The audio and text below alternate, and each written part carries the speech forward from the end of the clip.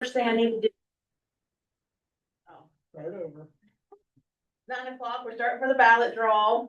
So the very first thing we're gonna do is have Roy and Harry take their oaths of office. Well, actually, this is the first one's here. You do solemnly swear that you will support the Constitution of the United States of America and the Constitution of the State of West Virginia, and that you will faithfully discharge the duties as ballot commissioner for your party to the best of your skill and judgment, so help you God. I do. I do.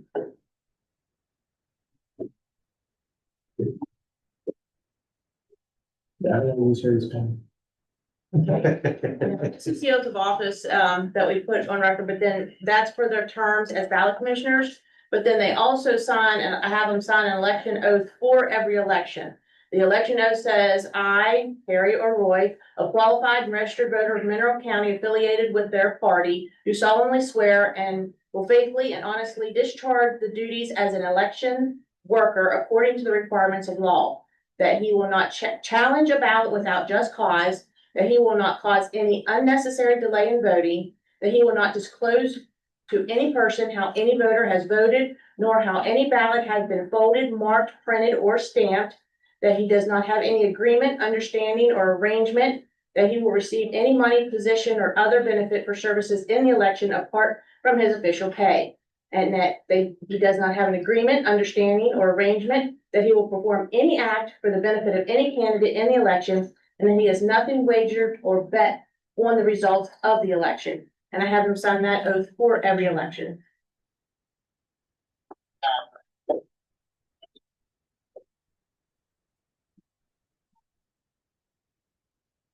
Okay. Now, for the ballot draw. We have our list of candidates. Mine's Roy, mine's Harry. And then I made copies, so everyone else can follow along. I copied, so there's the follow along. Oh, no, we're in the stack. No, I'll have extra copies and go ahead here.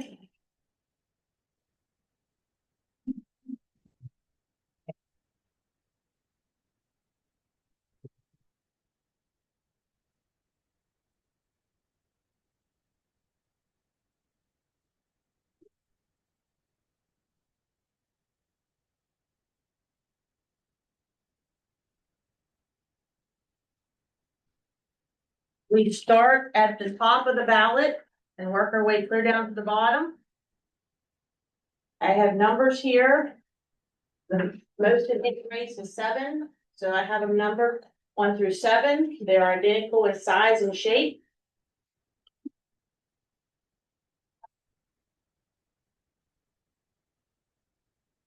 And the first race on the national ticket is U.S. Senate. We have 5 candidates. I don't know if you want to pick your party, pick the other party, or just alternate altogether. Because there's going to be some that's not going to have. A lot of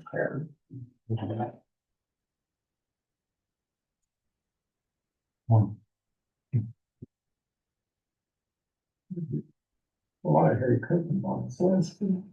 Yes, and actually, I'm gonna draw that one. I had to check on that, to confirm. But, it is in code that if you're an executive committee, if you're only on the ballot as an executive committee member, you are allowed to continue to be a ballot commissioner. I always had to bring in. Okay, so the first race, there are 5 numbers in here. The number represents the candidate. If you see for the left-hand column, there's numbers next to the candidate name. So if we pick 3, that would be Mr. Kessler, okay? And then, so whatever numbers picked first would be first on the ballot. Which one, who wants to pick one? First name on the ballot will be, do I need a bigger cup? Hey, you might need a bigger cup. Okay. First name on the ballot will be 2. So Mr. Cooper will be first. Second name on the ballot will be.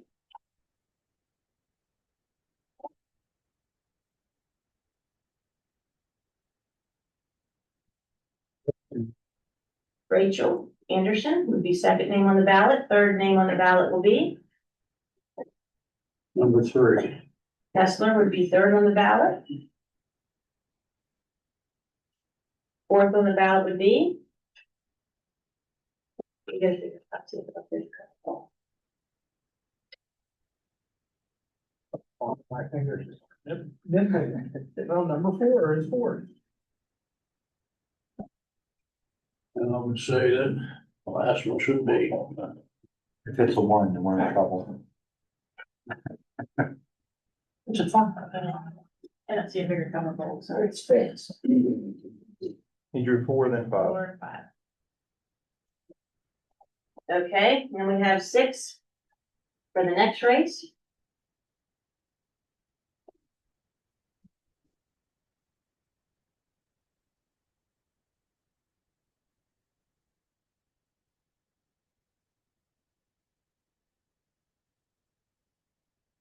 First thing on the ballot will be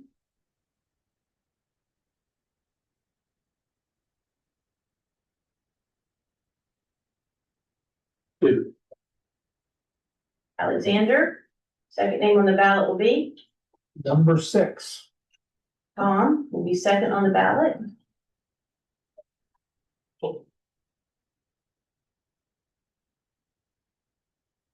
Third on the ballot will be 3.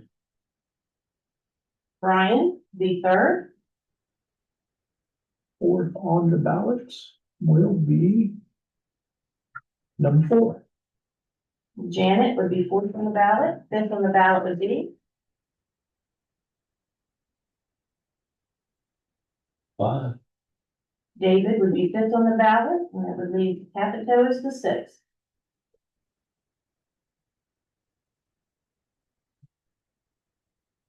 Okay, next we have U.S. House of Representative, District 2. We have 3 candidates.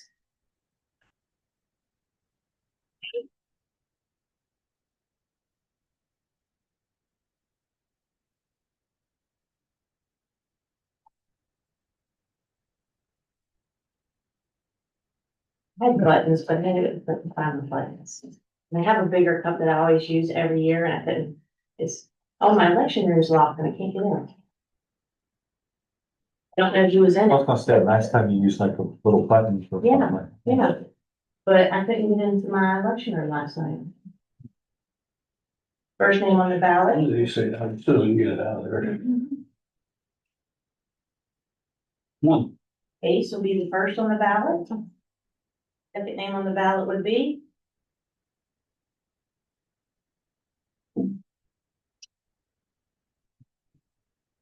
and the buttons are easier because we don't. 3. Oh. Okay, that would be Steve would be second on the ballot, leaving Stephanie as the third on the ballot. Riley Moore is the only candidate for the Republican Party, no withdrawal necessary.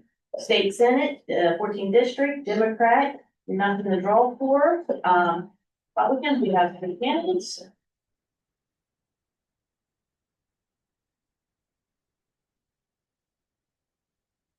First name on the ballot will be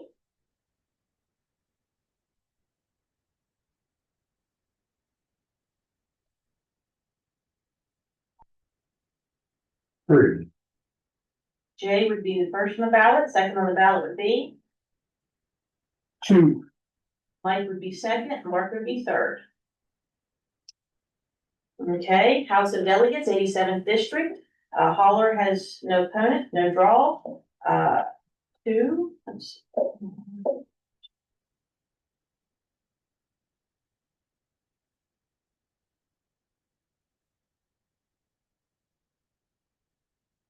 Name on the ballot will be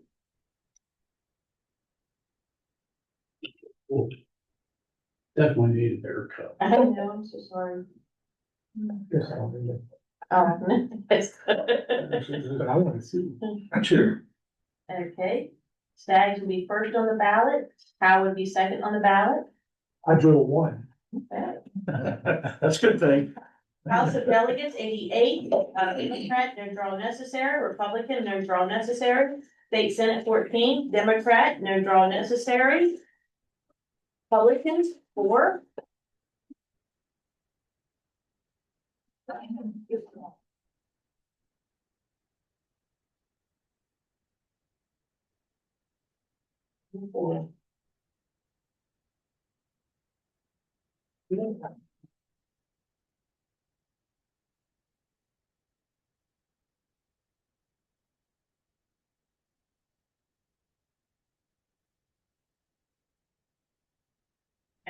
First name on the ballot will be Two. Polly would be first on the ballot, second on the ballot would be Three. Vic would be second on the ballot, third on the ballot would be One. Lisa would be third on the ballot, and Linda would be the fourth on the ballot. State, executive committee male, 3.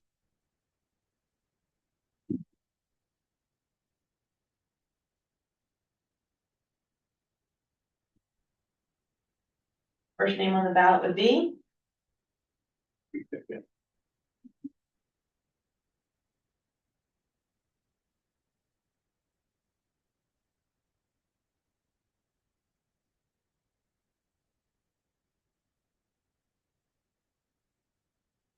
Two. Dale would be first on the ballot, second on the ballot would be One. Armin Trout would be second on the ballot, leaving Steve as the third on the ballot. Okay, we need all 7 of them in there this time. First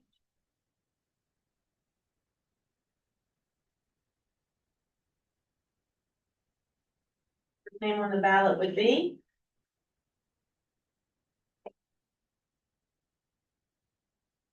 Six. Taylor would be first on the ballot, second on the ballot would be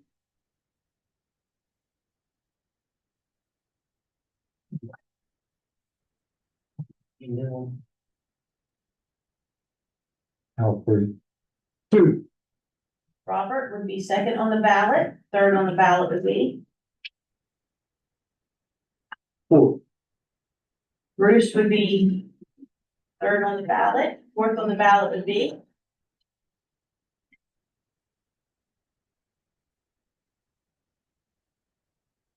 Number one. Dave Barnes would be fourth on the ballot, fifth on the ballot would be Five. Randy would be fifth on the ballot. Sixth on the ballot would be Number three. Fred would be sixth, leaving Hunter at 7th. Okay, Justice Supreme Court of Appeals, Division 1, we have had.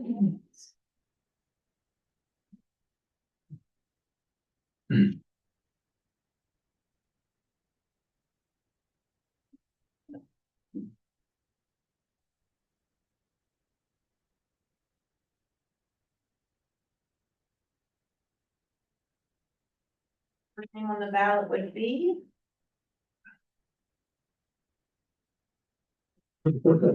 Oh, for sure.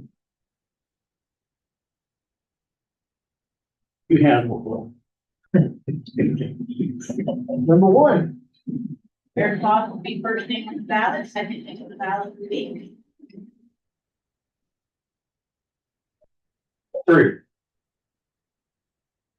Kirkpatrick would be second on the ballot, third on the ballot would be Five. Gerald, third on the ballot. Fourth on the ballot would be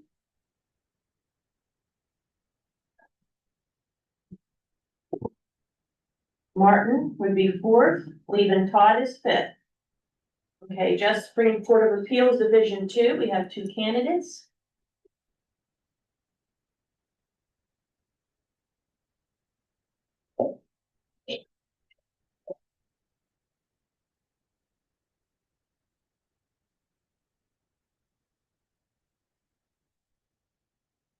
Name on the ballot would be Number 2. so Bill would be first, Tom would be second. Okay, Justice of the From Municipal Court of Appeals to.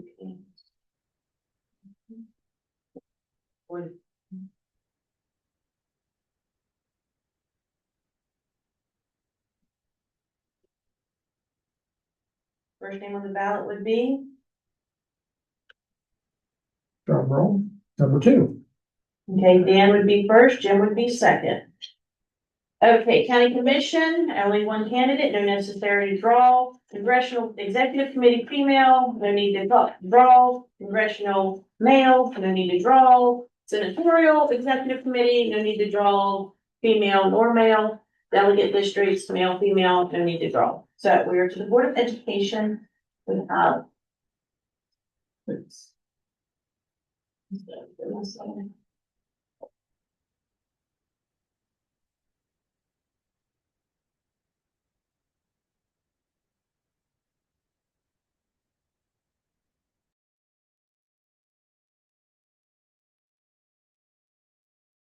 First name on the ballot will be.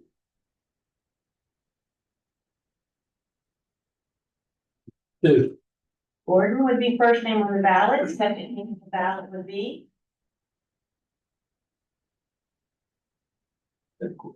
Question number 1. Mary Jane would be second name on the ballot.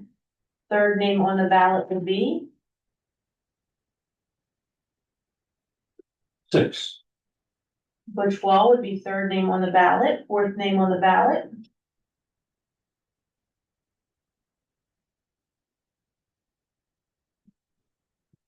Number 5. Brett Ridgel would be fourth name on the ballot, fifth name on the ballot. Number 3. Courier would be fifth, and Puftenberger would be sixth. Conservation District Supervisor, no need to draw. Executive Committee, Democrat female, no need to draw. County Executive Committee, female districts 1 and 3, no need to draw. Executive Committee male. We have 2 candidates.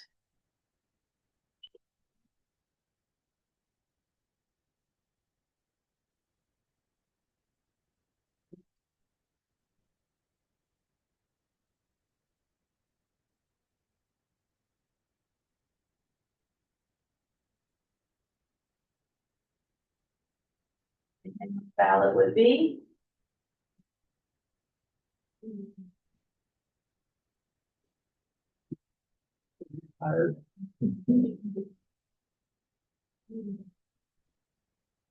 Number 2.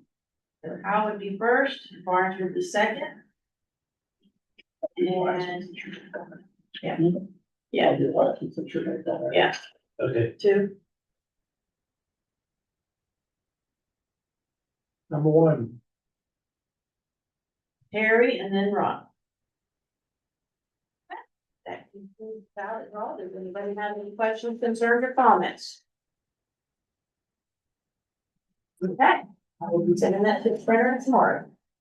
You both could just sign off on initial each page, sign the first page, initial off. For now, you better get just sign all 3 pages. I didn't pull mine. Oh, I'll sign his. How about that? okay. We'll go sign 1. It's on the last page, right? Yeah.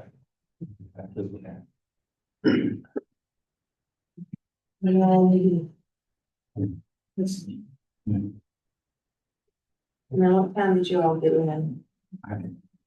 6 a.m. Oh, Oh, here? yeah, About 5 till 9. okay. Put your start times, and it is 9:20. Oh, he was here before me, so. So I hear We're about. done with you.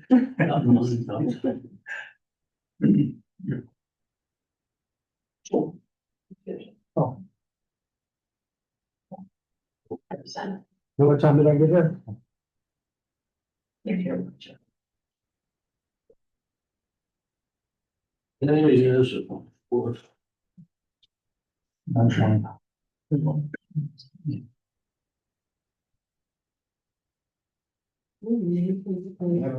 Question, I think it's all you need to fill out.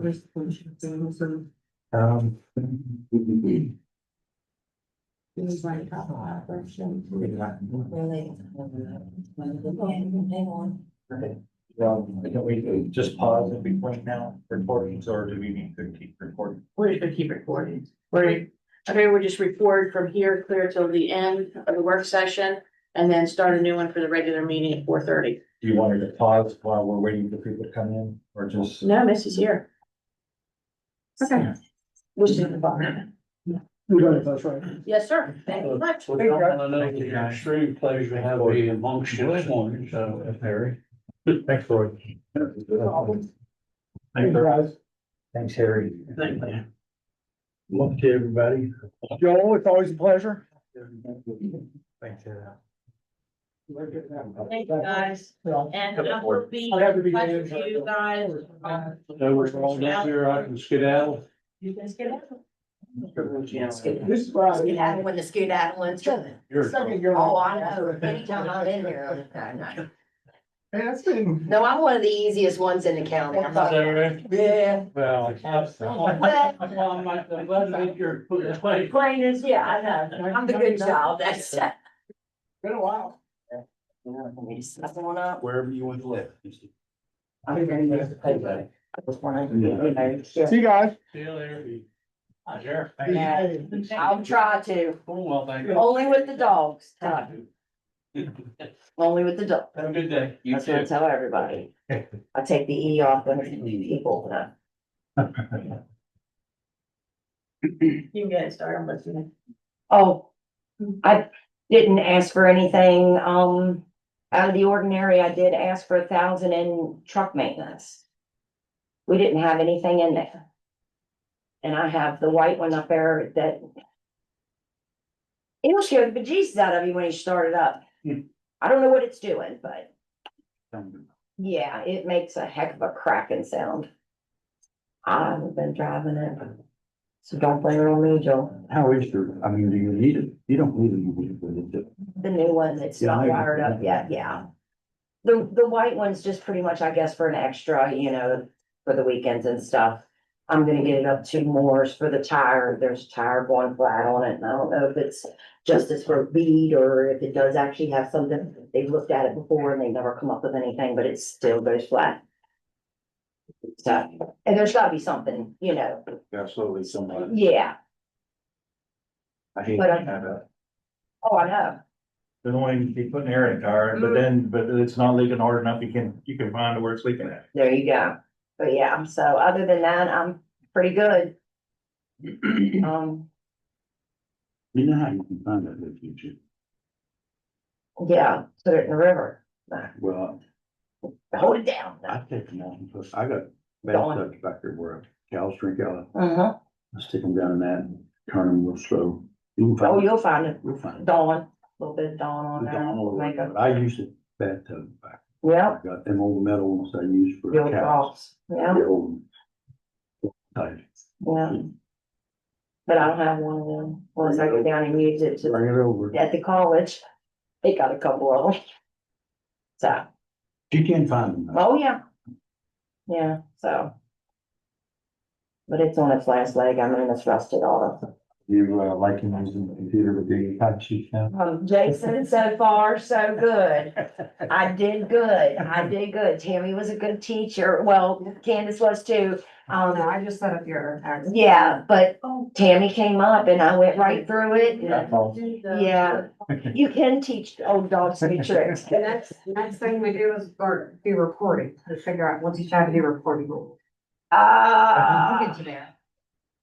You do. With my monthly report and my, oh yeah, absolutely. I'm good at that. Yeah, I was gonna say, don't tell me I gotta go in there and do a criminal complaint or, no, I- we'll start with your annual. and- okay, and- I was gonna say. Yeah. Okay, so. I apologize, threw you off with the ballot draw, so technically we should call the meeting the work section to order, do all that lovely stuff.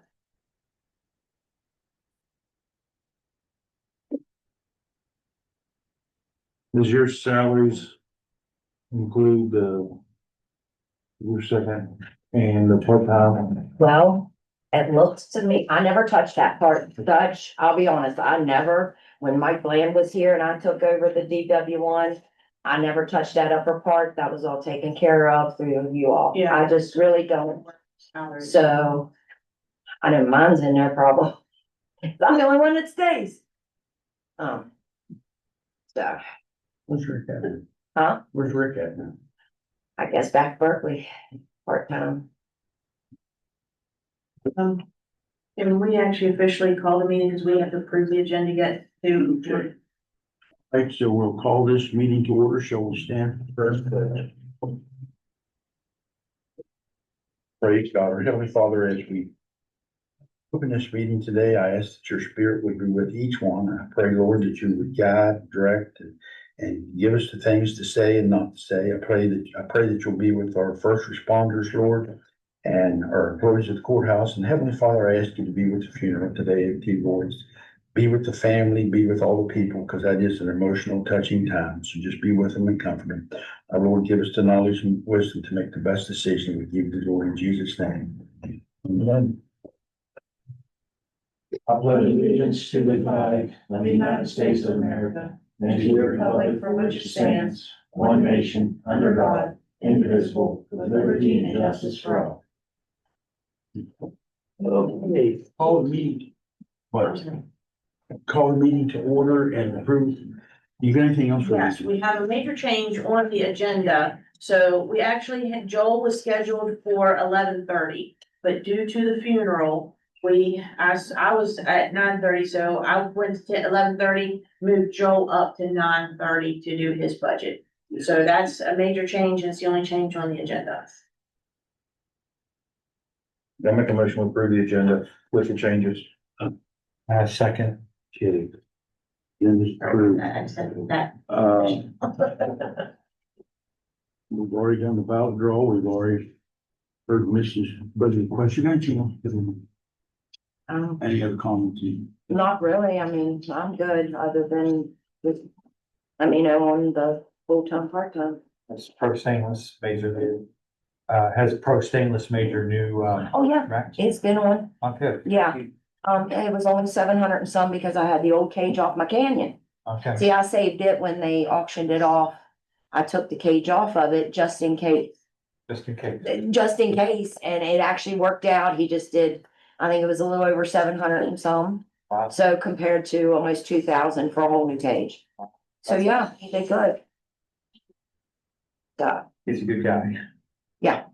they do all my stuff. I mean, really, they really do. Yeah. And he does great. Like as far as if something breaks, he'll do it for free, so. But yeah, Okay, that's it. I'm good. You're not go that far, but, Well, I'm good at what I do with the dogs. I'm not gonna lie. So I can go back to the office and hopefully. Um, and hopefully get the owner to the Yorkie and figure out who's. And her birthday was yesterday. Happy birthday. Happy birthday. We all, us good ones have birthdays this month. You all have a good day. You too. Thanks. No. JJ's birthday today. All right, we're done here. Okay. We'll do Lillian first. Yeah, I had it on top because it's a. I don't think there's a whole lot to change with that. There was a few things that they added. There's an increase, they had an increase in cell phone and the Comcast.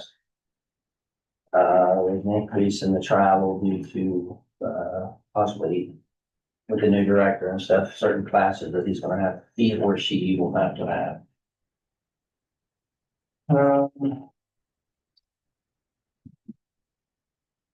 Dues had increased, I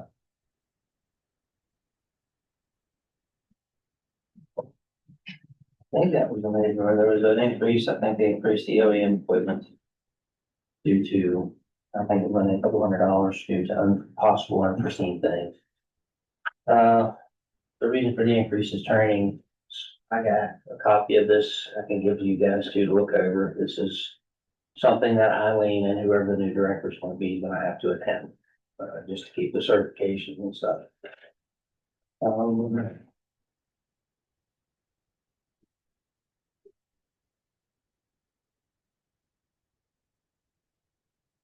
This is the increase in dues. I can also leave that with you guys to look over as well. The new increases of, I think, up to $550. Increase in professional services. Leave this. This is actually coming out of this year's budget.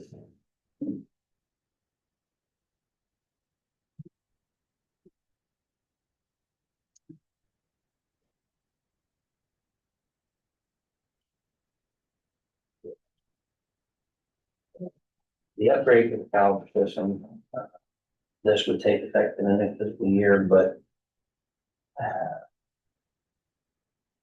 the full cost is $7,880.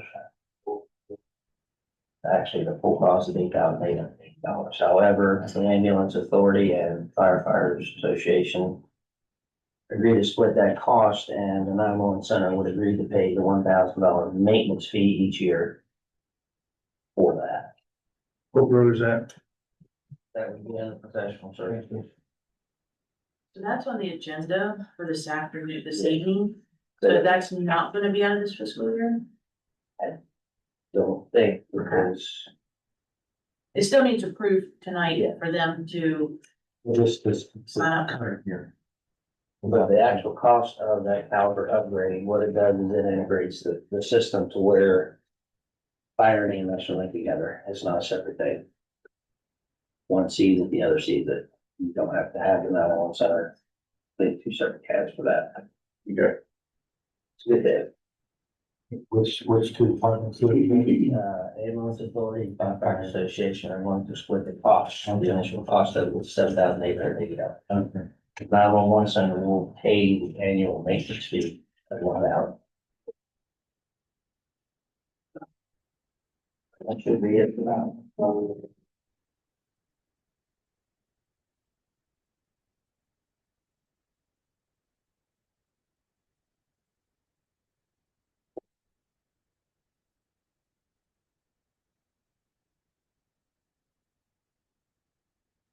Ambulance Authority, Fire Association, they both know what they're.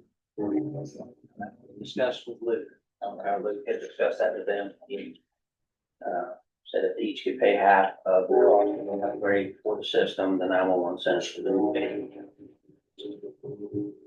The cost is going to come out of the 911 center is the main.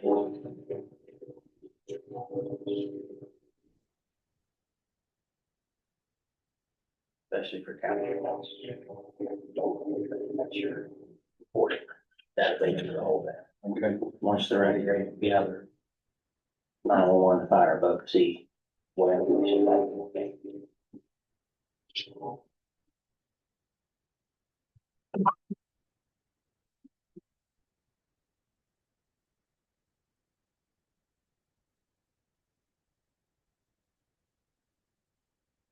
You ready?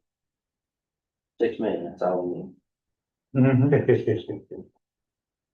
were able to cut a good bit from what the previous year was. I tried my best to knock it down from what we went through the current year. The overtime currently are 196. Which? You're on law? Yeah. Okay, 700. Yep, 700. 196,092. Again, the only way we're gonna be able to reduce that is by adding the manpower. However, we're going pretty good as far as previous years with the overtime. Not over by much. We had 170, 180,000.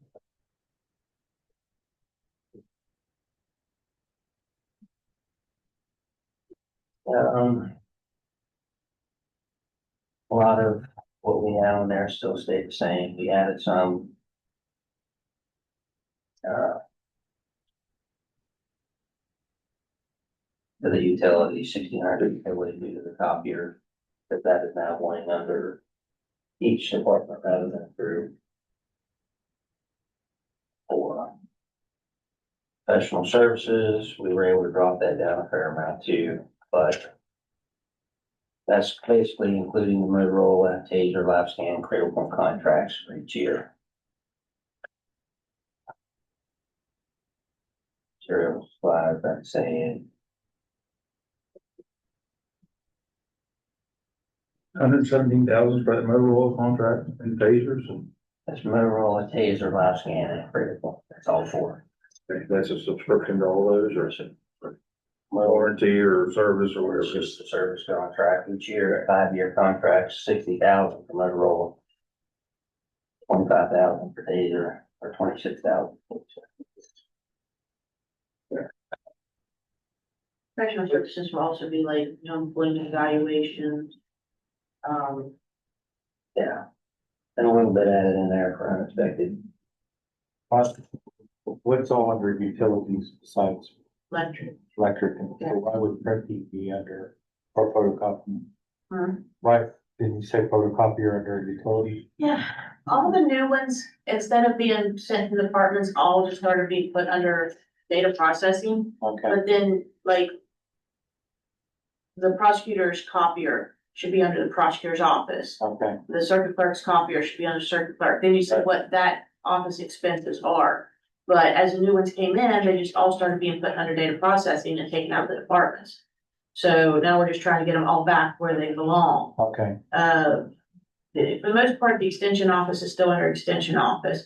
But it seems like all these newer ones that came in, instead of being put back into the department, they just start all get coded.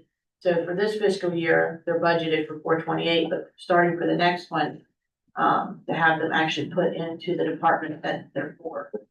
okay. Yeah.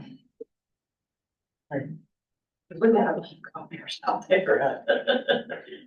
And then we have about 5 different vendors that we're using different copiers for. We have two, isn't there? Yeah, I'm the only one that has Xerox. Oh, But 404. which sheet? That's all. that's Your car is in pretty good shape, Martin. Yeah, we have some coming up that's gonna need surveyed. That'll be on the 980. Most of this one stayed pretty much the same. We added a few for the copiers, for the tax office under the maintenance.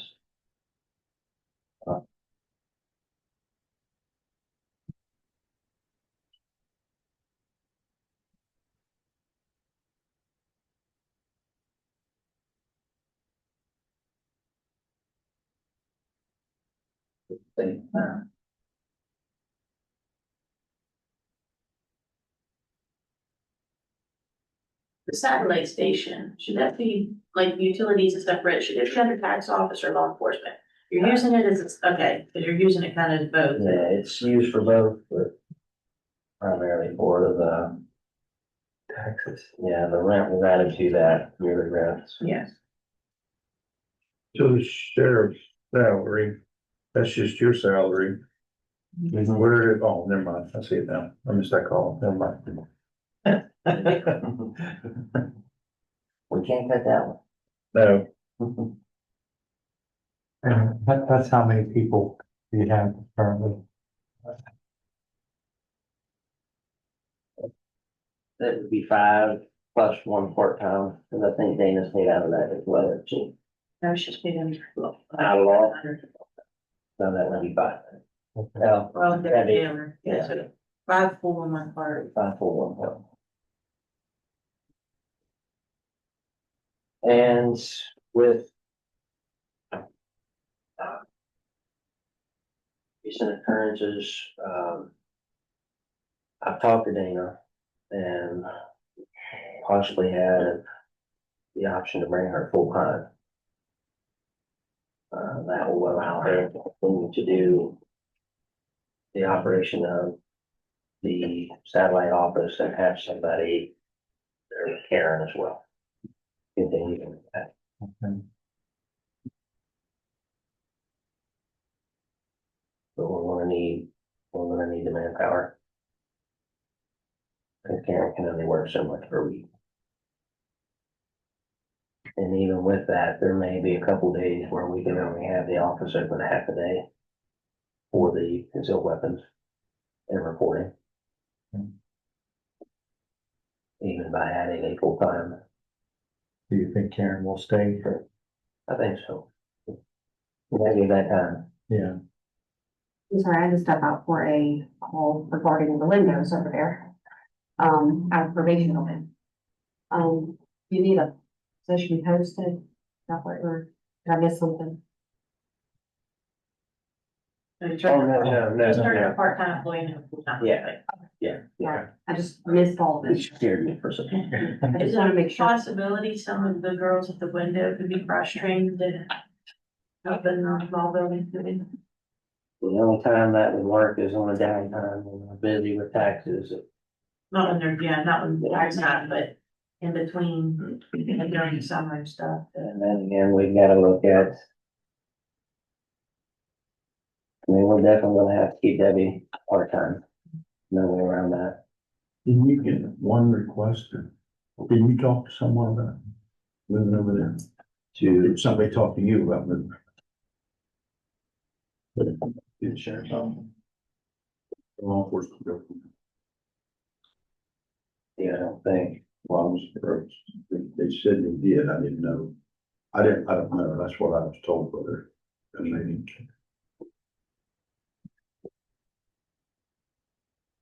Got a lot on plate, so. Yeah. And we have the money, so you have to, Carol, who? Carol. Oh, Russian attorney. No, She never approached you? no, she talked about, if there was a position that became vacant Yeah, she said she. in, magistrate court. That's been one fact, and then I I had, don't know there, I don't know, maybe she messed up. maybe she tried to get me, but couldn't find me. Good. That's very possible. Lauren's starting to put a bell on that. Just sometimes. I'll get with her, right now though, it's gonna be a little hard to predict. I'm trying to get the concealed weapons permits issued out of the north office because the majority of them is from the north end. It's, I was working with Tom and getting the cost of the printer for that itself is $6,000. Ooh. But, that, don't stress on that. I would typically pay for that out of my concealed weapons fund. But we've got to kind of take a couple steps back right now. Because Tom knew the system and knew the cost, knew the operation. And we just gotta get up to speed on some of that before we move ahead with that. And possibly in the busy time, the way it's picked up in the north office, even at the slow times, it may be moving it from 2 days to 4 days a week from there to help. But that we would still be okay here, I think. But until we see how things are gonna operate and go, I don't know, about bringing anybody else on to that outside of Dana at this point. You know how, on average, how many people are applying for concealed? And that's varies. Yeah. One week you could be, one week you could probably do 25, 50, next week you're gonna do 10. But the largest portion of the concealed carries are from the northern end though. That has been brought to question if that's going to be offered at that location. But it's just gonna take a little time to sort through this and see how it's gonna work. Right. That's it for that. Did we miss anything? Let's keep that. 71, pretty much everything stayed the same on 71.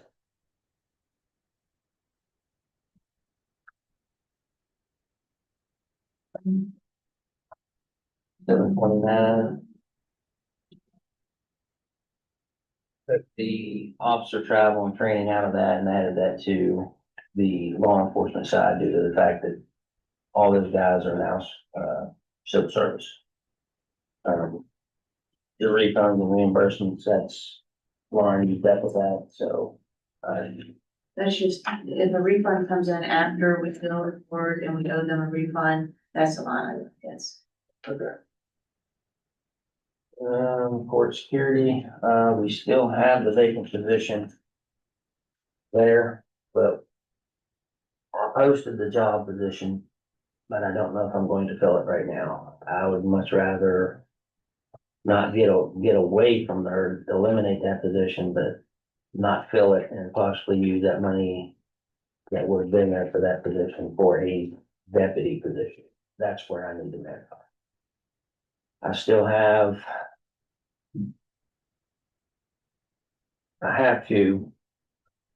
I've addressed it with Sergeant Hoskins. He's going to start getting the court schedules to Jeff, and Jeff is going to be used more as a bailiff to help cover on days of court, and we still have Nathan to use when it comes into a position where we need an extra body for that.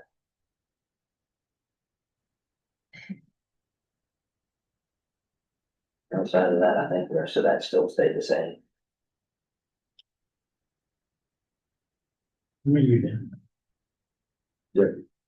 Well, by numbers that we have slotted for us, we are full with the higher Fuzi. Yeah, this goes back to the conversation we had about bringing on 2 additional to have those 2 floaters to cover. I mean, if you needed a number for what I've paid just for SIP coverage, I can come up with that for you. But out of the last test cycle, we had 3. We hired 1. We still have the 2. We've completed and paid for the polygraph, psychologicals, and all the physicals. So they're just waiting for the okay that we're going to hire them if we get 2 additional slots. But that's going to be the only way we're going to be able to pay them. The question is, if you hire somebody full-time, does it make up the difference of the overtime? And like if you only do overtime maybe once a week for an officer versus hiring somebody. It's unpredictable. Yeah, You can't, you get an officer that calls up sick, well, could have the flu or the pneumonia. if you have a floater per squad, it's easy to move that floater to that position and you pay them to work their scheduled shift. You're not paying an officer to come in to work time and a half to cover. I am going to try to get some reimbursement this year through Apple Harvest and Peach Festivals. That was a lot of money. I'm pretty sure we went to 13.5, but we had budget for those 2.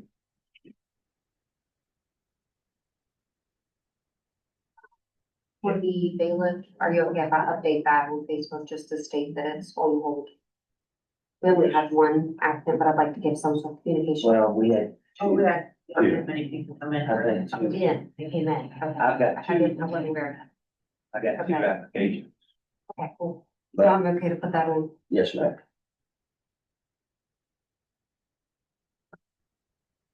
I think that's it with court security.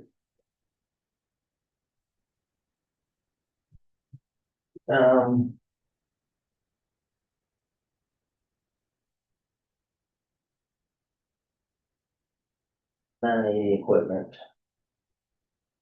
With the advance of the 2 vehicles from from this current budget, we only have 2 allocations for this coming fiscal year.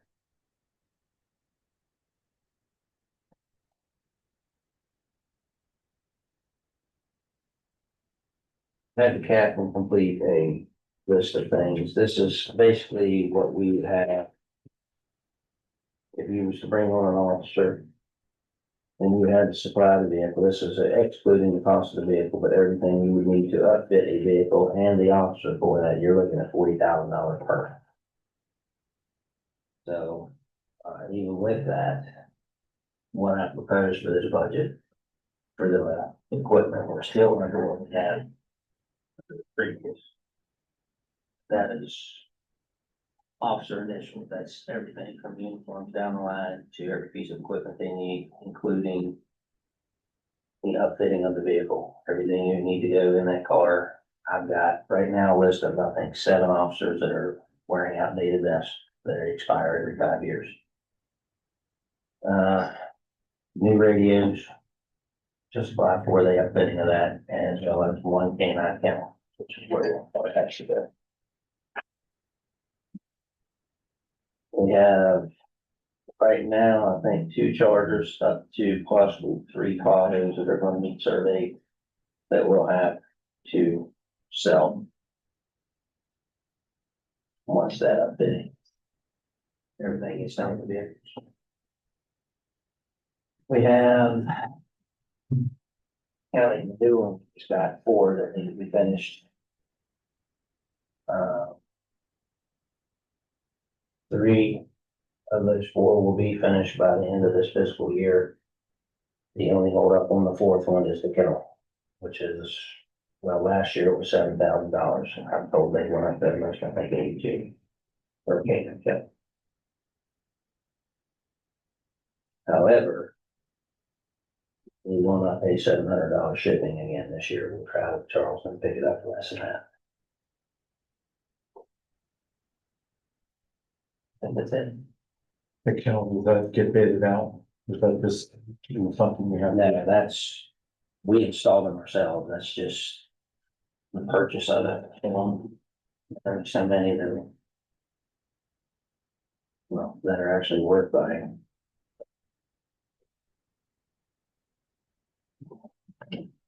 That's it. Who wasn't in favor? When, Oh, can you get us a list of all the vehicles, year, make, model, mileage, what they're currently being used for, you guys, or if they're canine or anything specific about it. absolutely. And the ones that you have sitting that are spares or whatever, but I kind of like to have a list of, an updated list of all the vehicles and I'll equipment. get that for you. And that will come in handy when we have to do our West Virginia. Survey. The one Charger we had was in one of the SRs, the Charger, we put thousands of dollars into that car this past fiscal year. We just need to get rid of it. Cause it's, every time we get it back, turn around to something else. Wheel bearings are going out, axle shaft, heads. So we already took him out of that car and it's sitting. We've got him in one of the older Tahoes at the moment. This is with allowing us to have possibly 2 spares of the older ones that are still in better shape. Left over, in case we need a spare. Okay. But I'll get that to you. Matter of fact, I can try to have that for you at the next meeting. Okay. Possibly. Gonna guarantee, but we'll try. Okay, 6 minutes, it's on me. Yeah. Yeah. But, and while you're sitting here, you correct me if I'm wrong, but I was contacted by someone and we need a work session. The last meeting of March, when the abandoned places that you guys had a meeting, an hour, if we have it at 3 o'clock, an hour and a half. Oh, yes, yes, you know, about the raise rate, That and others. okay, There's a couple others come up. they were, So we need that on the last meeting of March.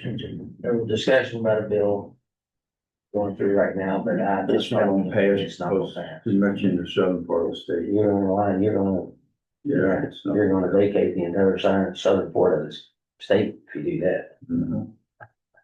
And for I mean, me, what they have up here visually is normal in the southern part. Never been down there. in there. Logan, Mingo. Rough. But we did have a meeting, prosecutors and the police officer in Indiana. There is an avenue that we'll be pursuing right now at the moment. By then, we should be able to have the information we need by the end of March. And I've already talked with John. Available that day. I gotta get the feel and make sure he's available. I'm gonna stop out to see Noah, see if he can come to it. Work for me. Anybody else you want to come? Prosecutor, Well, I think he knows it. Leonora. That's March 24th at 3. Yeah, 3 o'clock. If you think that'll do it, if you think that is long enough, what do you think? I can check. He'll let you know the time. I give Chief Yonker and prosecutor, see if we'll have what we need ready by then. Yeah.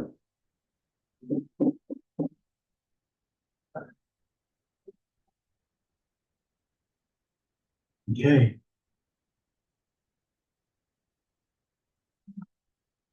That's it. Thanks, Doug. Thank you, gentlemen. Thank you. If you guys want copies of that, if you make copies of that for the OEM side, that No, they can look at, I just have to find it, so. I'll just leave that with you guys. You can look over what it was that was presented, it has to deal with the training and what few additional costs that were added to it. Okay. Thank you, fellas. Thank you. Thanks for the service. 5.5 million. President, I we was walk thinking, out. I was thinking one, but Keep you and all your guys in our prayers today, Thank you. you know. Yeah, and I'll try to keep you guys up to date with the operation a little better. I basically shut it down this week, well, last weekend. Up until after today, we'll see how we can get things going there. I'll keep you up to date on that.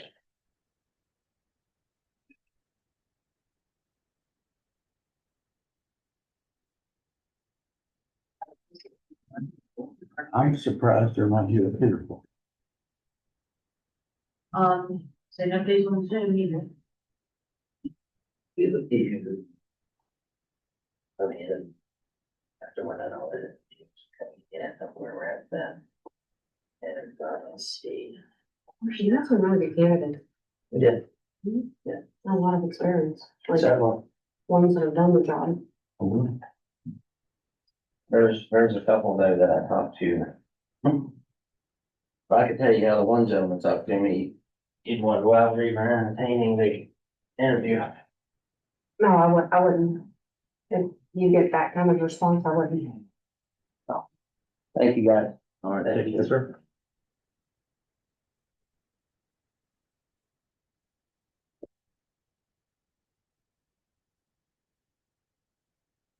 These are just some up-to-date reports. Of course, you know, you get a lot of reports during budget time. This is the actual revenues, which if we have time in between appointments today, if we tackle the revenues. And then I also didn't know if you guys wanted to go through the bills at some point today, so you wouldn't have to go through them tonight. We can Okay, so this is an actual current revenue report. Just ran it this morning. Thank you. This is the expenditures to date for parole. And this is a current expenditure report for General County. So that way, if you need to reference it throughout the day, of course, I'll have your other budget spreadsheets. Because obviously, we're gonna have multiple work sessions. We can plug in all the requests, I'll plug in all the requests that we've got to date into the spreadsheet, and then that way you can see prior year's current budget and the request all at the same time. So windows are being picked up today, dude. I know this is not related to this topic that we're talking about, but the windows over there for the probation. We have a company that's coming from, they're working on Luke, the paper mill. oh, yeah. They're taking stuff out of there, so they are licensed and everything to do that. And they're listed on the state website, so. Okay, we find the same thing.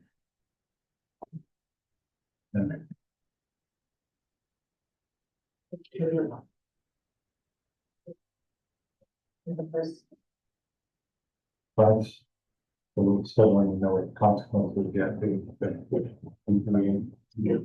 I called them. Okay. In between things. So we need to.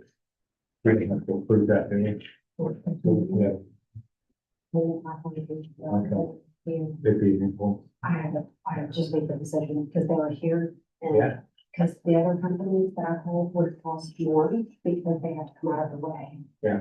This one, there's shockingly, there's no really local to us. So I'm not sure how we did it. But I can't figure that out. Okay. But there's one's 25, or not close by, so it's like Morgantown and Marsh, but our closest places for us. Luckily, these are cute. Yeah. So. That's So awesome. that's what happened, but it was one of those things like you, either we do it today or we're gonna be 2 weeks out, but we're just coming today. Praise God. But my invoices, I asked for an invoice and I asked for a copy of that, Yes, like. this is Lauren, for Middle County Clerk's office. Yeah. Mr. Pixler and Mrs. Park had an appointment to do a budget before the Middle County Commission today at 10 o'clock. I was just wondering if they were in route. Yes. Well, no, we're fine. I just wanted to make sure they hadn't forgot, so we. Okay.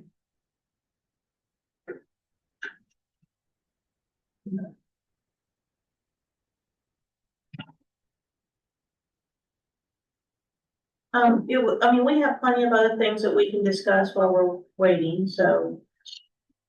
Just, yeah, if you would put a phone back and see the time estimated time of arrival. Lauren. And then my cell number, yeah, my cell is 304. 790, yeah. Yes, ma'am.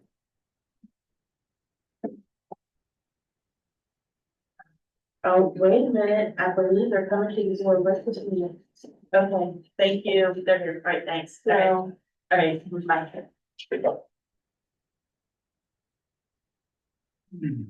Come on up there, come on up. We're ready now? Yep. Oh, my goodness. Let's cruise it down if you like. Yeah, actually, we'll do that. Come on up here, Suzanne. How are you? Good. Good to see you guys once again. So I think I sent the letter already for funding request letter, but I just wanted to bring it down. Just to make sure y'all had that. How are you guys? Good? Good, yourself. One of the new services we have opened up here. Yeah, so we have, we continue to do the same things we've been doing for the last several years, so Ready Ride, of course, is just huge surge, proposal. Been doing really well with that, continuing to do well. Of course, have all the work routes, pilgrims. Tracks, those are going very well. Extremely happy with those. The new service that we just started at the first of the year, is coming out of Fort Ashby and that whole area over there. We partnered with the hospital, Stone Valley Hospital. And so the design, and we're starting to see it come about now.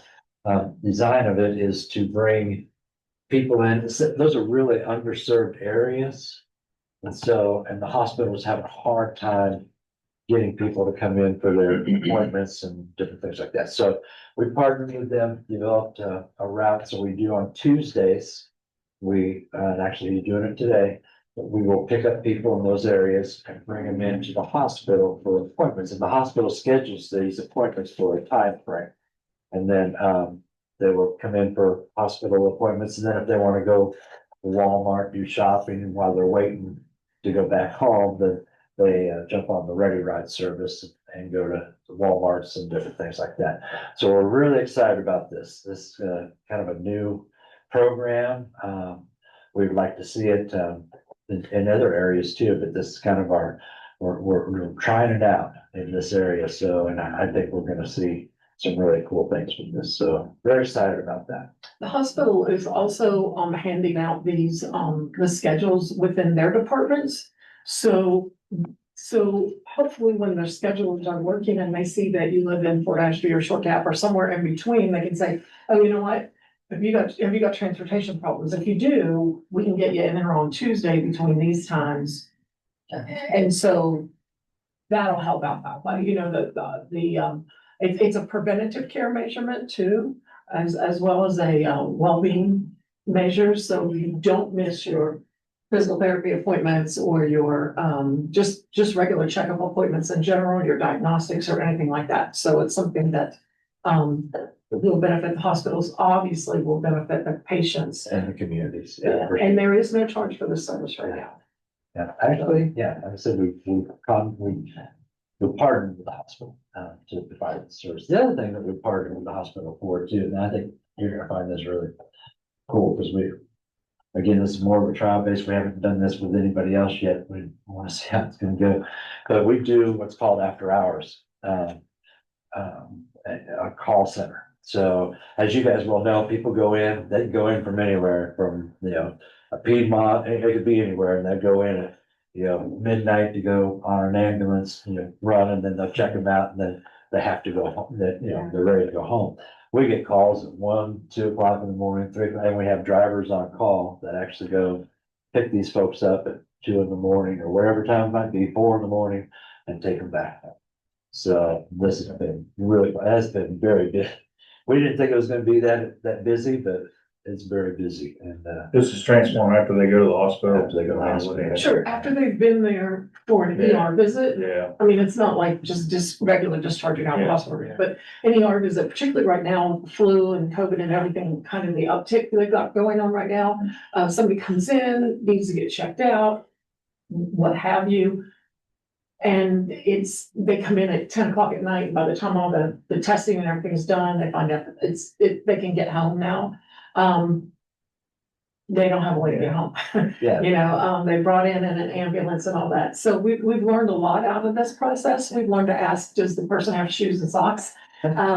Because sometimes when you get picked up by an ambulance and you've fallen at home, we had a lady that fell the other night at the high rise, and the ambulance brought her in and get ready to take her home. And I'm like, you know, I've learned to go through a checklist of questions, and I said, does she have shoes? And they're like, well, you know what? I don't know. Let me check. And I'm like, no, but we're gonna give her slippers and, you know, that type of thing. So, it's been a really interesting process. And it's been very busy. But it also alleviates me, because they need the beds and the ER.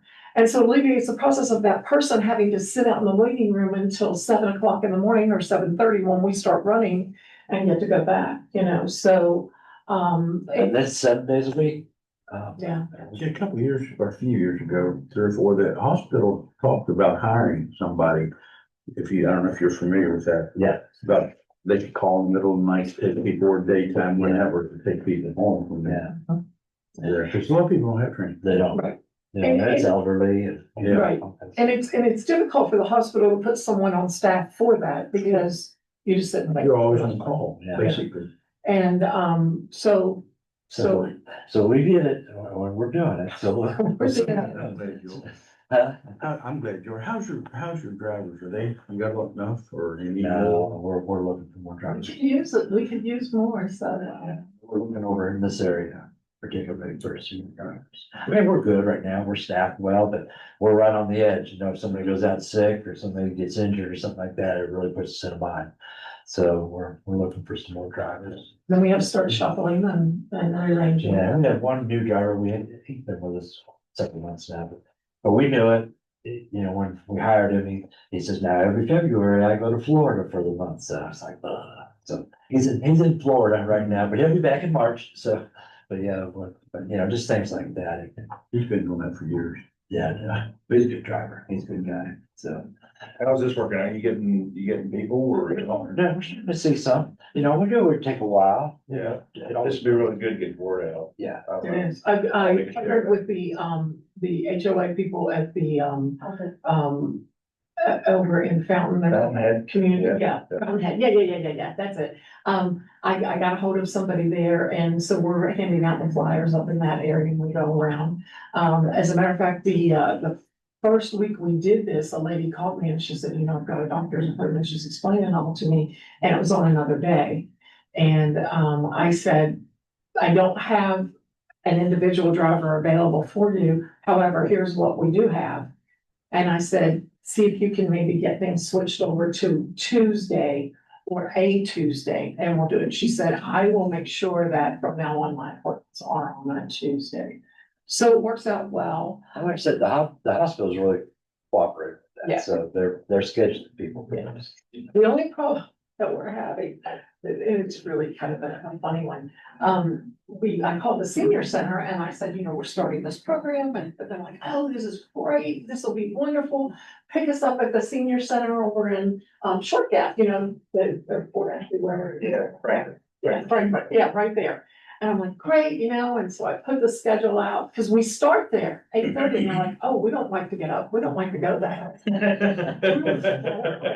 Can you make it later? It's like, no, because we're doing this for appointments and we stop along the way. I'm like, oh, you know. Have you considered, you know, we talked about this 4 or 5 years ago, have you considered coming down Norwood for the Amish? We have, and I'll be honest with you, if I had the drivers and, Yeah, that'd be something to look at. yeah, and vehicles, I'll be honest with you, we're hurting so bad on vehicles right now, it's just, you know, still can't get anything through the state, it's just really tough to get vehicles still, so. I mean, we're hanging in there, but you know, we're trying to fix that problem, at the state level. I know we got some people up in there hauling the Amish down, but a lot of them's quit because various reasons. Yeah. There's not as many now as it was, I'll put it that way. And and also, so you can appreciate the way we can layer things. We've got our work routes going into Trex. 24/7, 365 days a year, we go to Trex. Every 12 hours, there's a bus that leaves here to take people to work and then to bring people home. And we've got, Good in Moorfield, the same way. we start out of Kaiser, we start out of Petersburg, and we start out of Cumberland, and Paul, we go through that way. We've got an Amish family who has a family member in the hospital in Winchester right now. And so they call us and they tell us they want to ride the bus in, and because it is a bus route that is along public, we're public transit, you can get on the Trex bus and go to the hospital. So they have they go the route, they know, they meet us at the Liberty Station on the Cutoff Road, they meet us there at 4:30 in the morning, 4:45 in the morning, and they go down, and the people that have been there and stayed, I think it's a child that's in the hospital. The people that have stayed, they meet the bus at 7 on the way coming back. So then they rotate the family members, so there's always somebody with, and then we also have somebody that works at a convenience store. Imagine, who works at a convenience store in the Winchester area that rides the Trex bus in to go to work, and then comes home with another person. They have another ride home, but they ride the Trex bus in at 4:30 in the morning to go down to work. So it's not just taking people to work.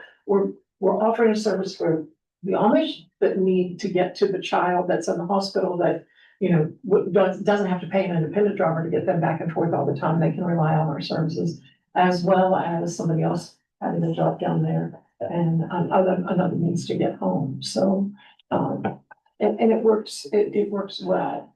It certainly is a benefit. And then we still run the shopping route on Thursday, 2 Thursdays out of the month. Start in Romney and come through Kaiser and go to Cumberland to the mall and Ollie's and Aldi's and all of those places, and then back through on 2 Thursdays a month. So that service is still in I place. didn't realize you took people out for lunch. Oh, yeah. You don't pay for that. No, Lord, no. But yeah, and sometimes it's just something. Want to get out of the house, especially after the last one we've had. We know the house, just go to lunch. Just go to lunch. No, it's a great service and we love being in the area. So I'd love to see things grow too, and we're continuing to grow. System wide, we're doing a lot of different things. So Hydrogen buses you looked at. that grant is still there. We haven't seen the money yet, but I got a call from Shelley Moore's office and said grant is going through, I just, just be watching, so yeah, it's still coming. So Didn't know. that's good for me. Yeah, that's gonna be a good project. I think so too. Yeah, get it up there, but, so yeah, there's a lot of things going on. So we are up in Tucker County now, doing some things up there. And then we're hopefully gonna be in Morgan County starting in the spring, doing some things down there. It all depends on buses. Get some vehicles. All right, great. All right. Okay. All right, it's good to see you guys. Yeah, good to see you. You take care of yourself. Change the Be year. safe in your travel. That's to where we just normally cut a quarterly check. Now, before we cut the check, we have to send documentation every quarter. So I'll get with you on that. Okay. Okay, Yeah, just let us know. thank you, Thank you. Jen. You all have a good day. Enjoy the. Oh, you keeping John straight up there? Absolutely. Shelley's getting ready to retire. I know. She's actually getting ready to have surgery. Oh, wait, Shelley is? She's gotta have shoulder surgery, I think. Oh, I didn't know that. This, I don't know if she gets back for final appointment or she has surgery this I week. don't know if she was telling my wife or what it was, her mother maybe, that she's getting ready to retire. So just keep her and John straight. All right, well, thank you guys. We'll see you. See you later. Well, it's a great day. You too. Thank you so much. Yeah, that's what I was thinking. And it's not anything like what, it's the, old, it's not a.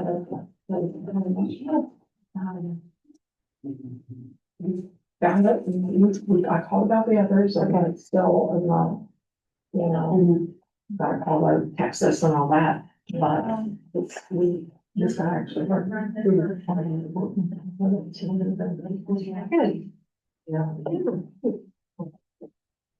Thank you all. Oh, be safe. I'll make some kind of appointments, not for 11, you can pause that or not. Thanks, Lauren. Yeah. What do you think, Brian? Do you think we should pause that one? Whatever they want to do, so I'm good with it, pausing it for a while. I mean, we don't have nothing coming up for until 11 minutes. Well, can we pause this one, next appointment's in 40 minutes, or? What? Oh. And then, It's not work to do today.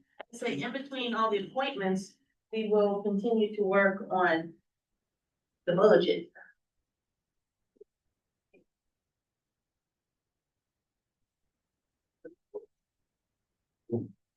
last year, how did, you sent us where we can look at it on our computer? No, I haven't updated it yet. Okay. Too much, there's so much going on. I understand. I did get on the revenues last night. And I think, I just did a printed out version on it. So I kind of went through, comparing with prior years and our current year. Now, what you have there is the last 8 years, which is pre-COVID, during COVID, and post-COVID.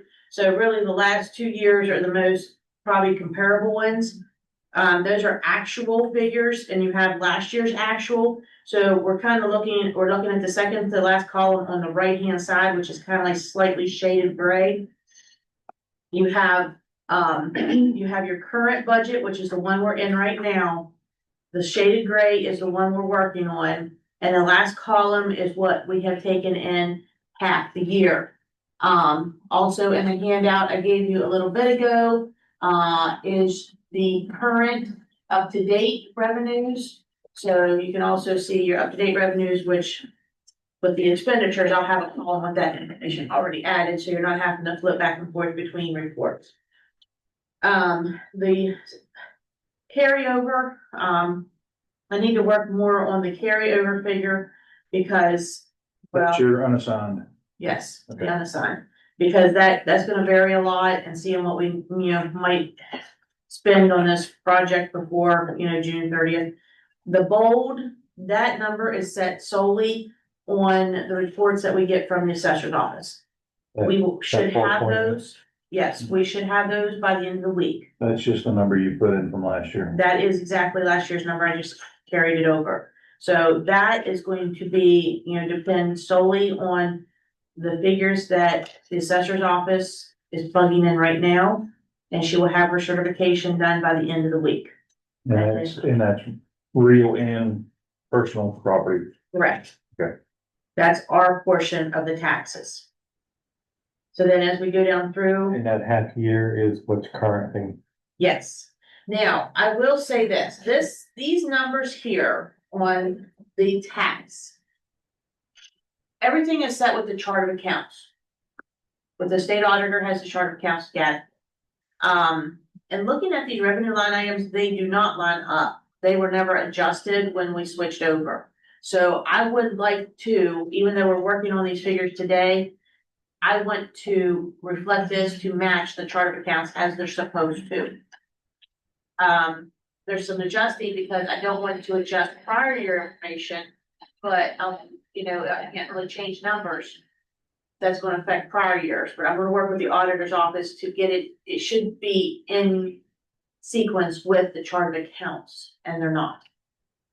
So, in reviewing that, I've never really looked at it, it was just the numbers we used, and I don't know why it was never changed when we switched systems, and that we're talking probably 95, 96 that changed, so Line, all the taxes, okay, 301. 301. But, so prior year taxes, we have collected a good amount this year. We're already at 175. I don't know if you want to keep it at the 160. Right now, we have a lot of people that didn't pay their taxes, as we've been talking about. A lot of people haven't been getting their tags. And, so there's some revenues where you wanna budget a little less and hope for more. Cause if you say, oh yeah, we'll raise that to 200,000 and then you only collect 150, then you gotta come up with 50,000 somewhere else in your budget. Okay? So do you just wanna leave that at 160? Do you see where I'm at? Yeah, heard. Okay. Just make sure you guys are with me here. Yeah. 301-225. Yes, prior year. Yeah, I was. Well, that's what you found out, right? Yeah. Yeah. Like I said, cause if you raise it and then you don't collect it, then you're trying to find that money elsewhere. Supplemental taxes, we have budgeted 140 this year, we've collected 106. Last year was 200,000 for supplemental taxes. And again, we're having this, and you can see the pattern over the last couple of years. And that's because a lot of people didn't do their taxes during COVID. And then it just, in their assessment forms, and they still are not complying with the assessment forms and the taxes. So it's hard to say what the supplemental taxes will be, again, to be a little safe on the lower side. Yeah. But most of the taxes are in, and we've only collected 106 this year. Do you think we should even go lower with that? You guys wanna drop it down? 120? Or lower, 120 or 110? 110? Reality, I don't. These guys. We still have a surge of tax collection in March. But to whether that's gonna bring in another 40,000 just in supplements, I don't know. So you wanna drop to 110? What do you guys think? 120 would be better, I'm thinking 120 as well. is what I was thinking.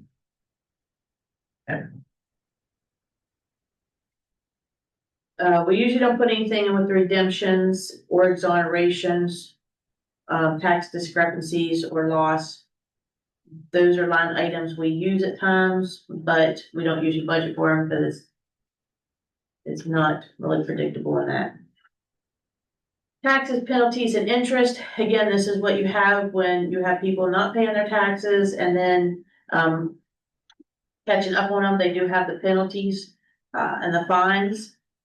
Last year, we budgeted 120. I don't know why I put 130 there. Last year, we did 154. We've only collected 92 this year. So I should have gone down, not up on that. I need to, maybe even 110, maybe even 100.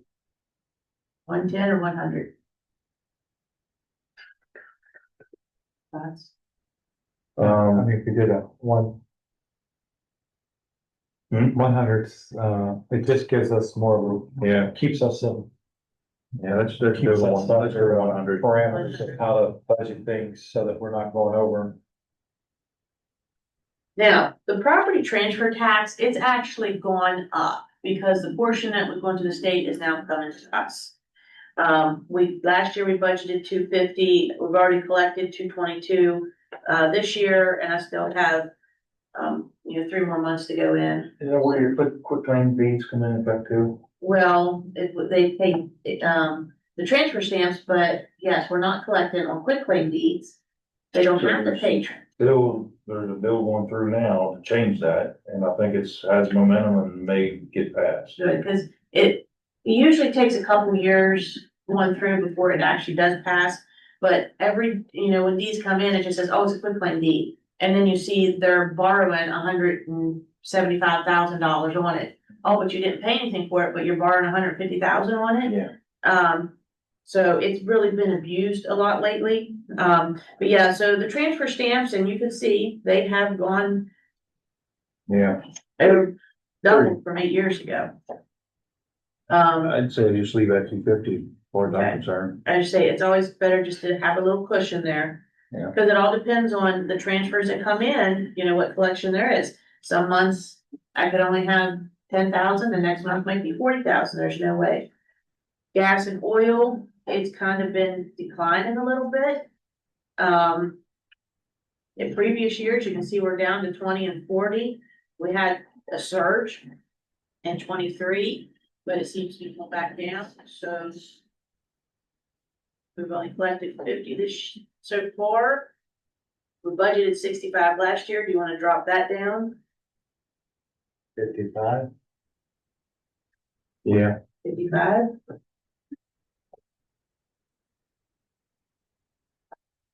Wine liquor tax. That seems to be going up a little bit. Last year was a little less than the year before, though, Yeah, we got a game, you got 15 so far this year for that. so far. Just leave that alone. 30, okay. Hotel motel, now that we have some Airbnbs in there too, you can see it has been on the rise, which anything that we collect in 309 is going to be in the 911 budgets for Parks and Recs and tourism. So whatever we put in here, it balances with those two line items in expenditures.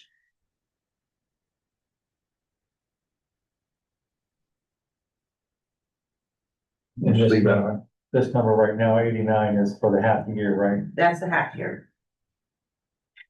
What were you gonna say?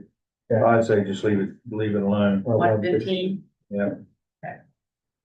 Payment in lieu of taxes, this is for, federal payment in lieu of taxes.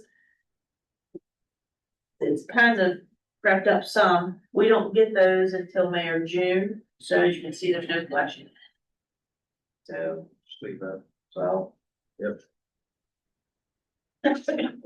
We're going on, if you have any questions or comments, just drop this with the, But just back up with, item 10. Just, we're leaving that, not item 10, sorry, what's the 160 prior year tax? What's the number we're putting in there? Keeping that at 160? 160, Yeah, leave that 160. so you wanna go over the first page? No, I just wanted to make sure I got that number. Okay. The mobile home decals, it dropped year before last, then went back up. We've collected 96, just will leave that at 100. At the top of the page, 100. Sure, yeah. Building permits, we don't budget for anything anymore because that is now under the planning commission. Yes, and miscellaneous permits, same thing. So federal grants, this varies. I know a lot of times we just budget for these grants, federal, state grants.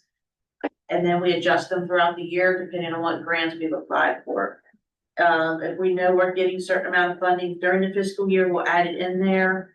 But we've, the 40,000 for federal, the HIDA grant, about 10. State grants 15 and other grants 1,000. 1,000 or 100? 100, why did I say 1,000? Is that also like includes the courthouse improvement grant. Courthouse facilities as federal. So that was 100,000.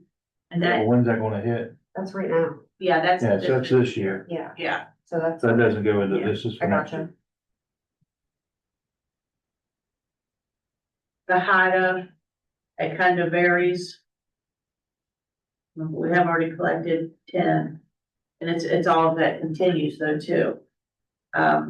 State grants, record preservation grant is under that, that's why it was at 15. And then other grants, we had, the grants for the Friends of, not Friends of Feline. For the kennels. Can't think what it was. And we also had a grant from Walmart that we put under other grants. Okay. Federal payment in lieu of taxes, it stays around 10. Yeah. It's been pretty consistent, usually that at 10. Yeah. Charges for services, actually, that one, has declined a lot. It just varies. One year we collected literally $1. So it's 25 okay for that. Yeah. Sheriff process, Yeah. Do that alone. it's kind of decreased, but we already collected 6 so far this year. Sheriff earnings, 3,500, we've only collected 16 this year. So we might not even hit, we need to drop that down to maybe 3. Yeah. You're on the safe side, yeah. 3. What'd you say? I said just be on the safe side. All right, changing that to 3. Yeah, sheriff earnings, 330. Okay. County clerk earnings kind of floating around 60,000, looks like halfway mark, is that K60? Yeah. Circuit clerk earnings seems to be on track for about 22 this year, 24 last year. Even 18, okay. Prosecuting attorney earnings seems to be on track from prior years, 800. Yep. Accident reports, Yeah. here, 1,000, okay. Motor vehicle license, there's a couple years they were selling them, then the year they didn't sell them during COVID, and but it's picking back up again, See that at 500. 500, okay. County clerk operations, this one is actually based on what it carried over from a prior year. So I actually have to look and see what expenditures I've had out of that one. And then the carryover balance is what will go there, so I need to double check that one. So federal grant, we're keeping at 40. Yes, And the, HIDA, we're keeping at 10. The state, we're keeping at 15. All right, just want to make sure. we'll do a skim over after. Yeah. Rents and concessions, this varies. Some years we've had absolutely nothing. This year we've already had 200, so just leave it at 100. Yeah. Some of these line items, they're not used on a regular basis. It's just when we get a revenue, we have to figure out where it was to go in. So this is the Center Street parking. A lot of people pay for a whole year at a time. So, and I said something to Cody, but, so I guess, we'll get later in the year that we'll get those payments because we've only collected 380 this year. But last year was over 6,000 and I know with the employees parking over there and so forth, I know we've lost some of those spots for rentals, so. Is this include this also? No. Yes, I'm sorry, yes, Yeah. yes, it does. Forgot what building we're in, I was like, oh, yeah. So you think 3,500 is okay? They were 3,500. Okay, the Supreme Court rent. That's about, Yeah. I'm trying to think, because the square footage went up, that did increase, but looking at the half, That went up this year too, so. yeah, that went up, so, but looking at the half year mark, we're about on track for that. Emergency services fees, that was now under the grants. that was for the EMPG grant. Okay. And that's why there hasn't been anything. We moved them the past couple years and a budget revision for this year, so that's why there's nothing there. Special patrols, that can vary. As you can see, there was 4 years in a row we didn't have anything, and then we did. We've already collected 6,000 this year. Do you want to put something in that line item? Just leave it at zero, because What that's, is special? What is that?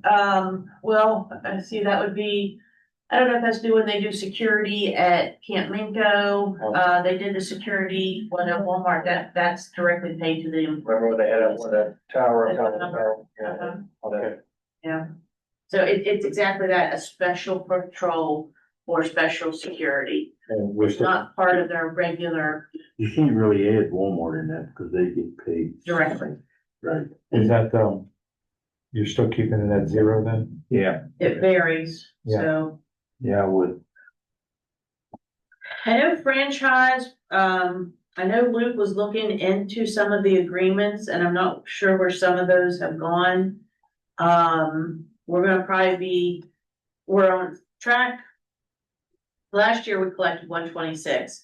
This year it looks like we're gonna be a little lower than that. I'll change that to 110, Just to be safe, 110. yeah, 110. Or You would think the franchise fees would increase, though. Okay, the IRP fees comes from the state. It's been seems like it's been creeping up over the years. We've already collected 13. You just wanna leave it at 13, or do you wanna, yeah, let's leave it at 13. just to be safe, okay? Jail fees, this is again from the state. Just leave it at 35. Hoping we get another payment, it doesn't stay at that 21 though. We've only got 21 so far this year. Fines, fees and court costs, looks like 500 seems to be Yeah, on average. The reimbursement for the jail, this is the balance we get out of there. It seems to be declining some, but we did collect 22 this year. You just want to leave it at 20? yeah, let's leave it at 20. Okay. Interest earned. We've already collected 8. Again, Yeah, we have gotten some, but the interest rates are going to keep going down. yeah, so I think I'd say just leave it at 5. miscellaneous revenue is just that, it's miscellaneous, you never know if you're gonna get anything. So we usually just leave it at 100 because, Yeah, well, this year you can see we've got 100, so. The P card rebate, it's starting to increase some. There should have been a rebate so far this year. I don't know if it's not reflected in the half year mark. yeah, I'll have to look into that. But yeah, it's increasing because obviously we're using the P card more, we're going to get more of a rebate. Let's leave it at 0 right now, but see if you can find out why there's no rebate so Yeah, far this I'm year. gonna look in this report here and see. The MCI trailer, we don't use that one anymore. The sheriff commission, that needs to be at 15,000, that's his commission. Yeah. So that has to match what's in the budget. That's possibly gonna go up if that bill passes. yeah. Which one's that? I can't remember the bill number, but they're looking to increase the pay for all elected officials. Oh, but And- not the commission, not Yeah, the it's 50,000 commission. commission They're too. going up to 20. Oh, okay. Yeah. So But they that would raise the be, base pay and the commission. Yeah. Okay. I don't know why they just don't make the commission part of their salary Yeah, well, or both. I guess give them a little Yeah, it's extra incentive to get that percentage of, because they have to meet criteria to Yeah. getting certain percentage of the taxes collected, so. All it right, should be 100%. Next year. You're short $1, you don't get it. Table games seems on track for around closer to 40, but leave that at 35 for a cushion or raise it to 40. I'll leave it at 35. Okay, filing fees, that varies. Like this year, I only took in like 600, so just leave that at 5. Yeah. Next page, video lottery. People like to gamble, looks like more closer to 110. You wanna raise that to 100 or? Yeah, we can. You guys think you wanna raise it to 100? You wanna leave it at 90? I don't know, I just don't wanna shoot ourselves in the foot when we're doing the budget, thinking we're gonna have more come in Yeah. than we do. So, Yeah. I mean, 100. So 110, Say it leaves a cushion, so. We've gotten cut to 100 for the past 4 years. oh yeah, I see that. And then we've And we're already, pushing 120 for this year based on the half a year. Okay, That's all we're looking at. so like 110, when you. 100. 100, I wouldn't go 100. now the planning commission revenue, you can see the lower years was before it actually was out of the health department. And that's been on a steady rise, but, we're at about 50 this year, so probably leaving it at 40 would probably be a safer. Yeah. Sale materials, that could, like when we had the sale this year, that was the trailers, the vehicles and all of that. So that's not something that's a normal for us. We're not gonna usually have that. 0. He's probably gonna be selling, some more, whether he gets them done this fiscal year or next fiscal year. So do you wanna put anything in there or Just leave it at 0. So contributions from other entities, 380 and 388. Depends on whether it's from other entities or transfers within. So contributions from other entities, this is your Board of Ed. And okay, I think we need to increase that, because this would also be the Development Authority. The check that they're sending us. Okay. And then the Board of Ed. So see with the Board of Ed, it all depends on whether we get payment before the end of the fiscal year or not. Yeah. you know, how much the development authority will be this year? roughly? 100,000 or a little over 100,000. We only got 54 and here. Yes. Other entities would, I'm gonna think of the development authority and the Board of Ed, because the other refund funds that we get are from the ambulance authority, from the, Parks and Recreation. Those all go under 88, so you wanna leave it at 100 or go to 120, 150, I'll leave it at 100. leave it 100? Okay. Refunds and reimbursements, again, that is one, we just never know really what we're gonna get on that. So, please. It is, for various reasons, We already got 45 this year. Be afraid to. but you can see 3 years ago, we only got $3,000. Yeah, I'm okay with 10. I'm okay with that as well. Okay. Payroll reimbursements, thinking because that should be, That would be the, I'm trying to think whether the chase car would be under payroll reimbursements or transfer from, yeah, that would be. I think that's in-house ones though, because then we have AVAL, community corrections and 911, which is a lot more. Oh, I know why. Okay, never mind. Those hit, they hit 114, not 382.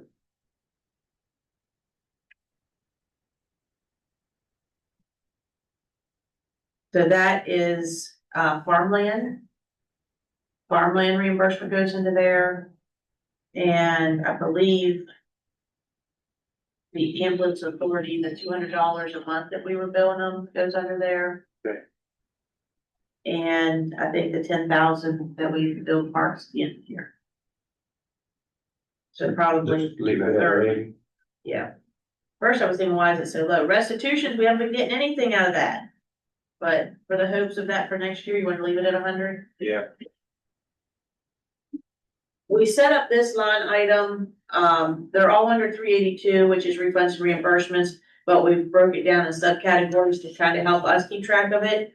So when we have a West Virginia court claim, it's an easier place to find them. So, and then the sheriff's office, we set up an expenditure line item for, say, a deer strike on a cruiser, and then we can kind of keep those two line items together. So we just been putting about 3,000 in there.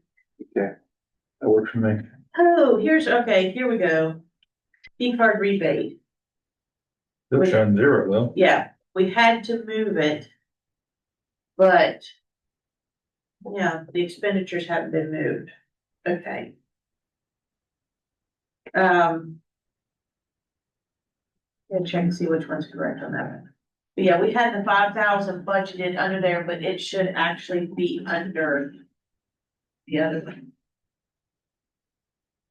And again, going through the chart of accounts, that's where it jumped out at me is why is it, So the P card rebate should be in 382 it should be in 382, instead of 366, 366. yeah. Okay. Because we had it as miscellaneous. But it should be under, All right. So you wanna leave that, well, you need to find out how much we've gotten so far this year. So we'll just leave that at 5 or 8 now. the state clearing CRB, that is zero, it shouldn't be there. The sale of fixed assets, again, that is not something that's the norm, as you can see, most lines are zeros. But that was probably, would that have been the cruiser as well? No, property. So it depends on which line item under the chart of accounts, whether it goes sale of materials or sale of fixed assets. We have a fixed assets, but we don't usually budget anything in there. Oh, I think that was the lot, the property out on 46. When it sold. Transfer from other funds.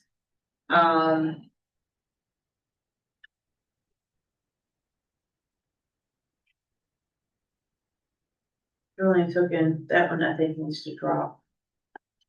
I was wondering, you ain't taking, Probably down to 5. Or down to 10.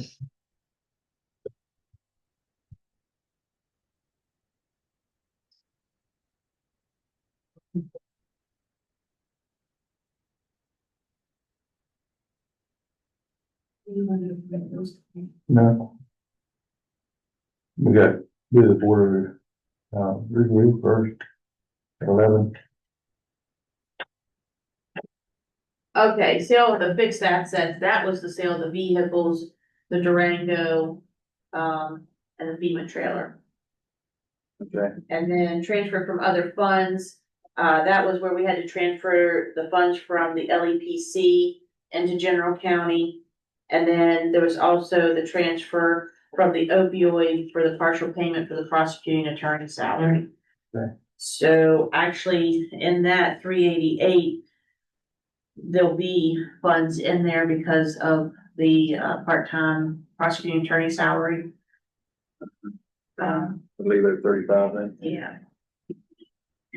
Dog and kennel reimbursement, some years, depending on, usually we let her get a balance in her account if she's buying a vehicle or buying a cage or something. And if we budget the 5,000 and if we need to adjust that as we get closer to the end of June of 27, when we're looking and seeing what's in her account, we can, before we reimburse that, we can do a budget revision before May. So keep it at 5 is what you're. Yeah, cause if her funds get low, if she has to use a lot of her dog fund, then, you know, she doesn't have the money to reimburse the county. Okay. The general school, we, at the July 31st, no, why did I say, December 31st, whatever is in general school, December 31st, we cut a check to general county and zero out that fund. So, this year was around 36 actually, this year was 36,000. So it varies, I'll leave that at 30 then. yeah. I gotta say, based on previous numbers. Yeah, magistrate court, it's usually about 12,000 is what's left on June 30th. Whatever's left in that account, we use towards rent for the year, and we more or less zero out magistrate court, and it averages about 12,000. Okay. So you got that And then. worthless check reimbursement, we don't do that. So, like those couple of adjustments. This little one here is just coal. Because we did buy the vehicle out of coal, there's gonna be very little carryover. Even if we have $1,000 carryover, it's gonna be very tight. Coal revenues kind of been bouncing around.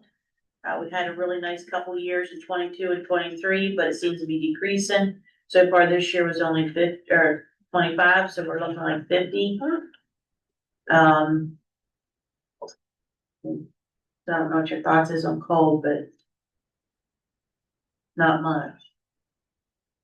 And where that's gonna come into play is the outside agencies that we have coming out of coal. And over the years, when coal got a little bit bigger, we moved some of the outside agencies that we were previously taking out of general county and started taking them out of coal.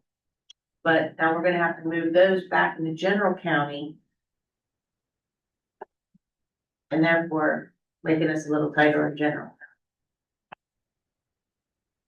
Yeah, I'm a little concerned, because I think there, isn't there a bill something to do with taking away some of the full severance? There was. Sometime can't I remember don't remember what it was and how it's progressing. I haven't heard much of it lately. Yeah, cause it's already been declining Yeah. I don't know, maybe, 2030s. So the outside agencies. I mean, we might not be able to give them as much either, we're gonna have to take it out of general yeah, as well, so. Some of them were previously taken out of general and just started taking them out of coal. Because there was more funds in coal at the time. I mean, the one year we had $103,000 come in. But this year we've had 25,000. So, you wanna drop that to 30? there's gonna be a bill that's gonna hurt it. 30 or 25. 30, I'm good. I know in the flood control, we give them 20,000, so we might only be cutting 2 checks out of coal. If we even get that, so knock that down to 20, 30. oh, I said 30, but. Yeah, 30. 30, 30. What do you think, Roger? That's good. I think we'll be safe. yeah, so if our coal budget's only 31,000. And last year. So we're gonna be cutting 50,000 from outside agencies that move back into general county. And,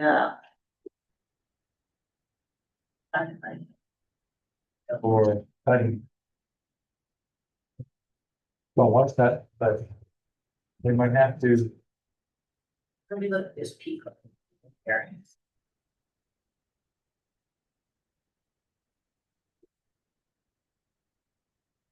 so what does that put us then?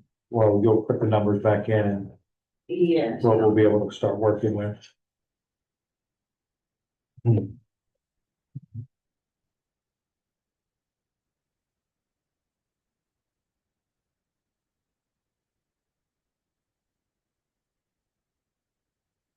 Okay, so P card, we have taken in $4,200 to P card. So if we kept it at 5, we should be. But it's just gonna move from 366 to 382. 388 or 382. 382 refunds and reimbursements. Yeah.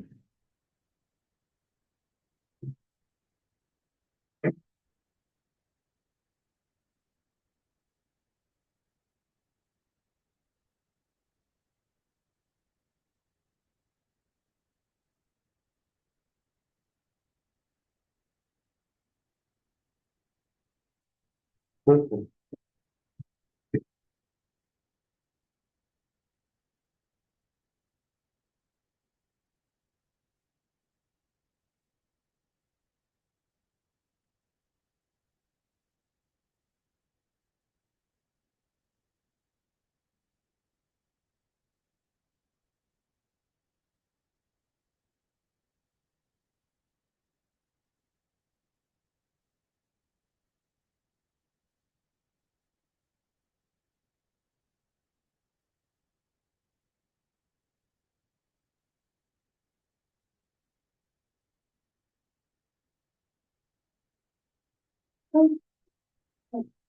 else?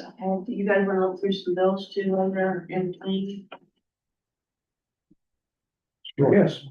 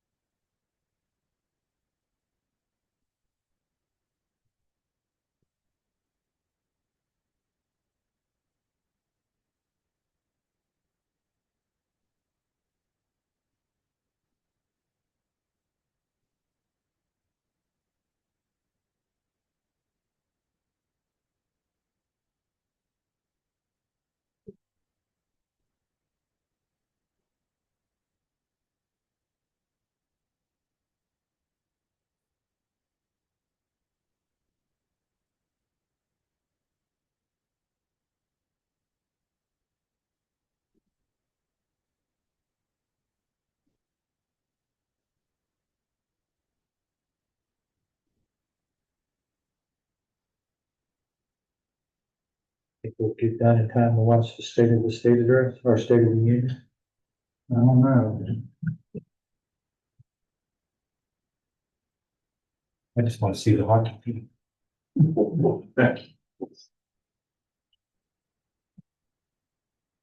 That was a pretty good game. I watched. I didn't get to see any Olympic sports.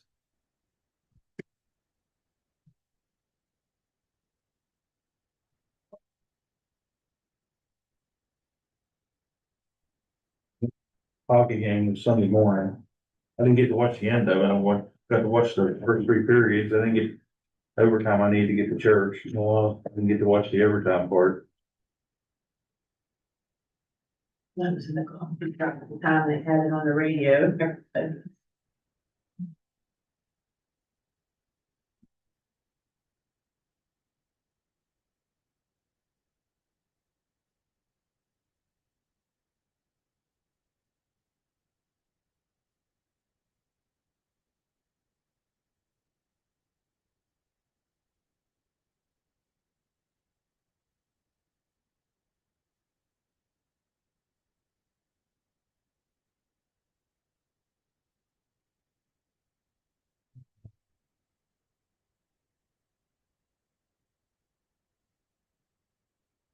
She took a dog up to the.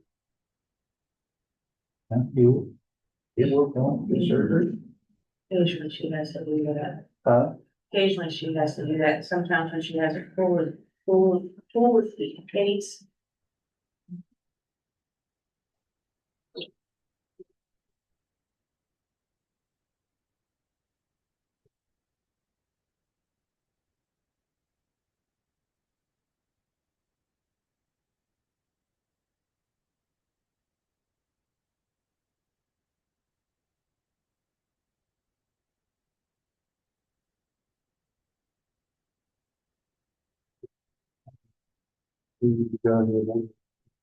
Yes, it's a lot of. Yeah.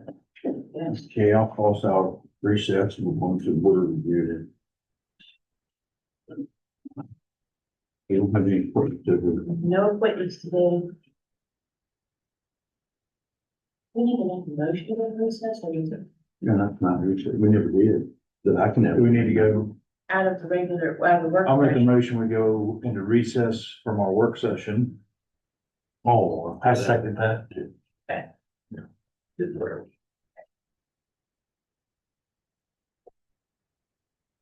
Is there any bills that's gonna say that we don't have to do this board review anymore? No. Here's your guys. No, they actually came up with one when we do another one in October, but. Do what? We used to have one in October. Oh, really? We did it with.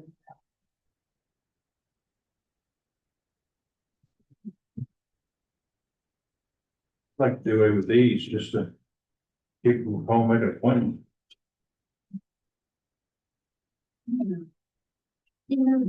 Huh?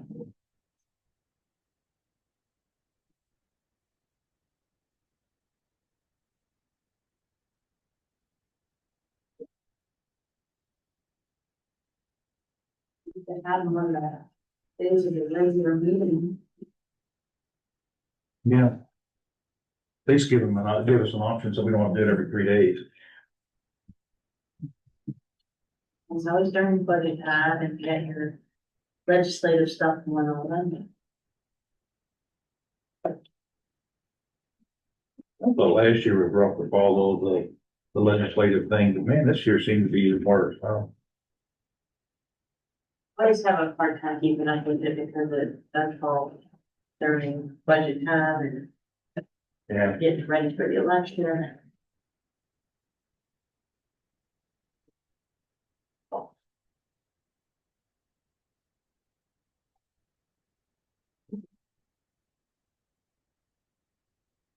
And sometimes we've had bills come up and they're like, you know, can the clerks come down and throw us? I'm like, no.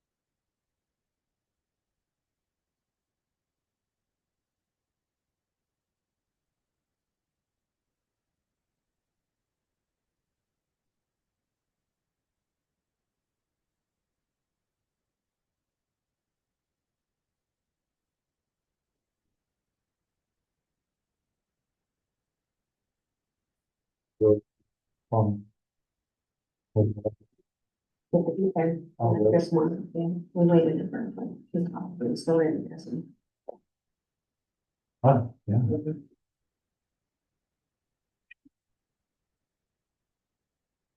Did you do the call ahead meeting or anything like that? Sure.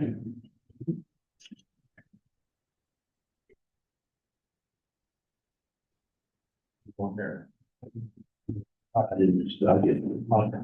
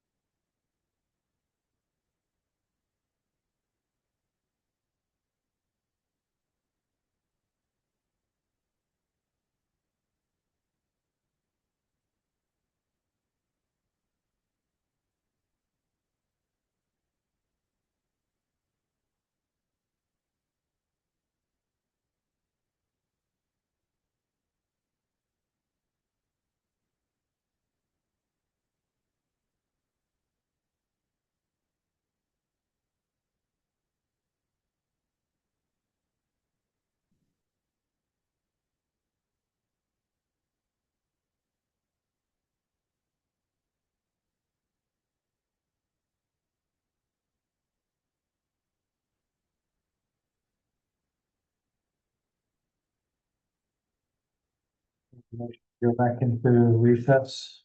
Wait, no. We studied that for, This is the last one, right? yeah, this is the last one. Oh, We got another.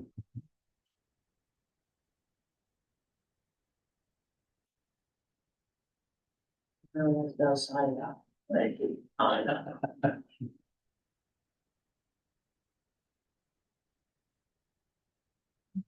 Hold on, we're fast, it's just building in here, and a lot of work. the evening, or- No, the buildings, even get for good, Oh. but, yeah, I'm doing everything we should have done with the state.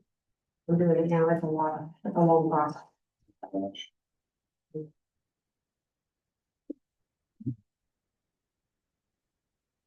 I had to wait like 72 hours to get a login. It was, yes, that's for the Department of Environment.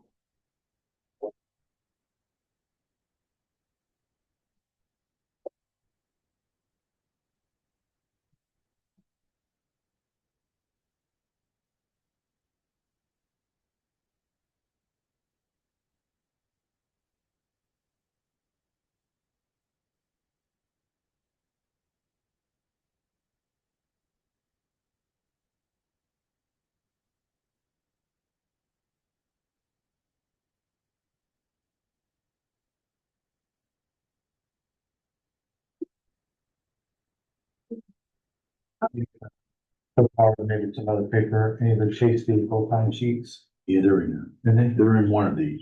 thank you. Oh, there's another stack, thanks.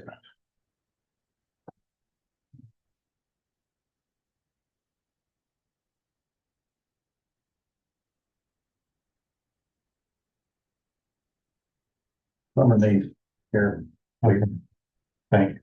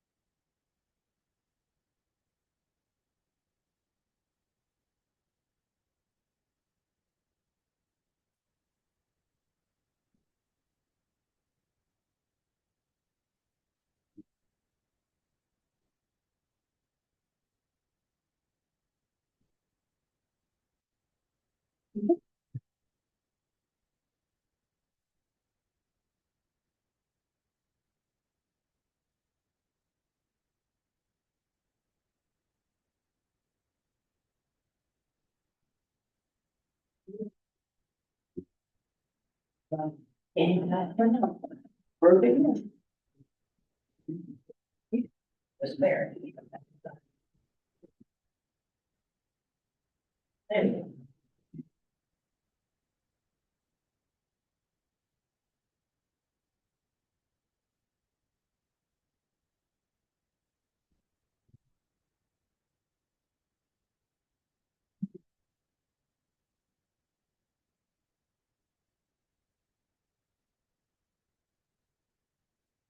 So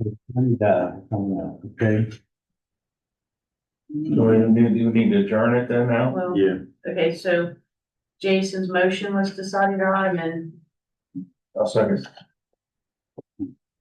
okay, so board review and equalization is done for 2026.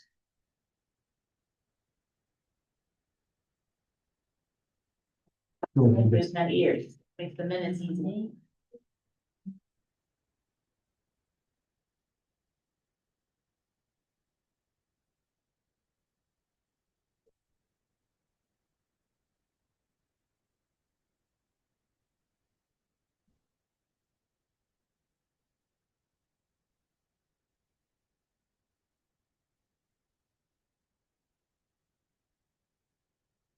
We need to come out of recess for work session.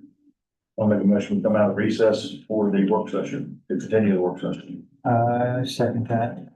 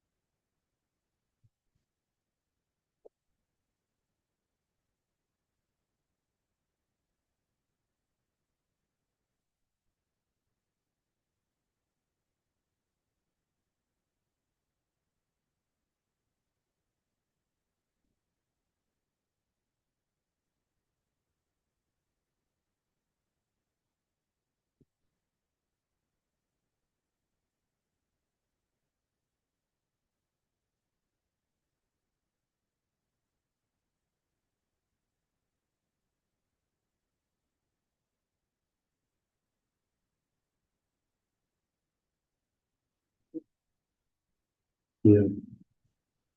You ready? We're ready.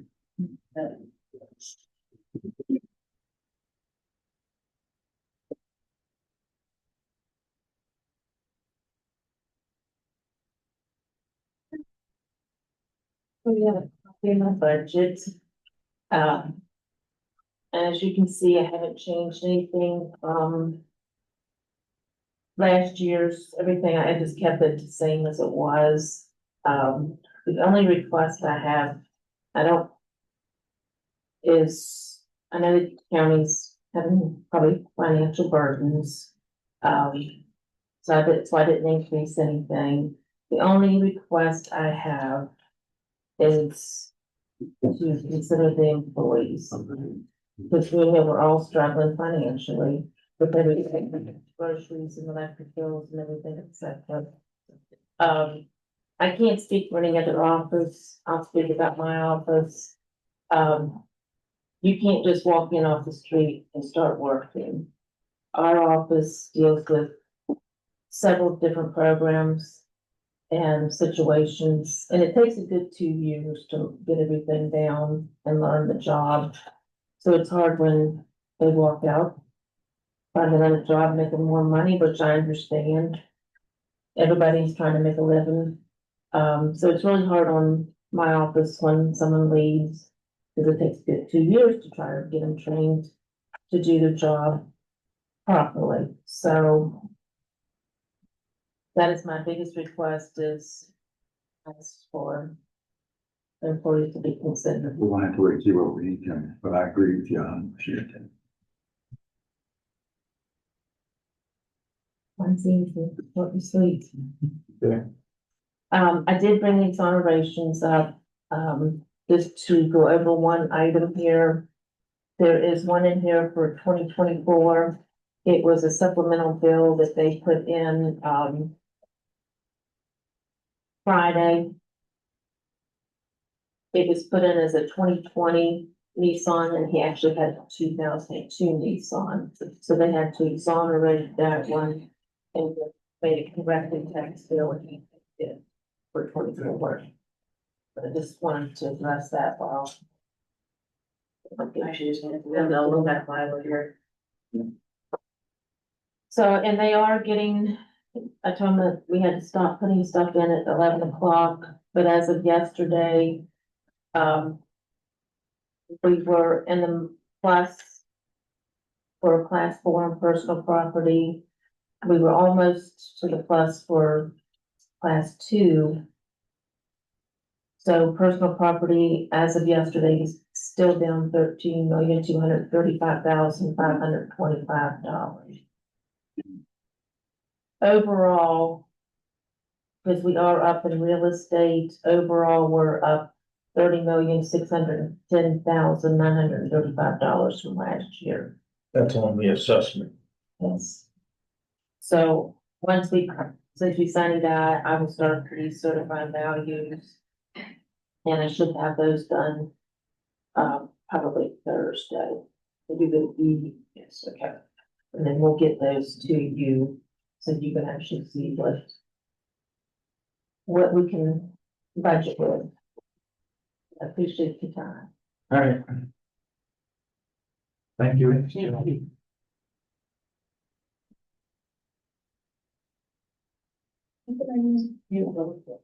then you must get the books tomorrow.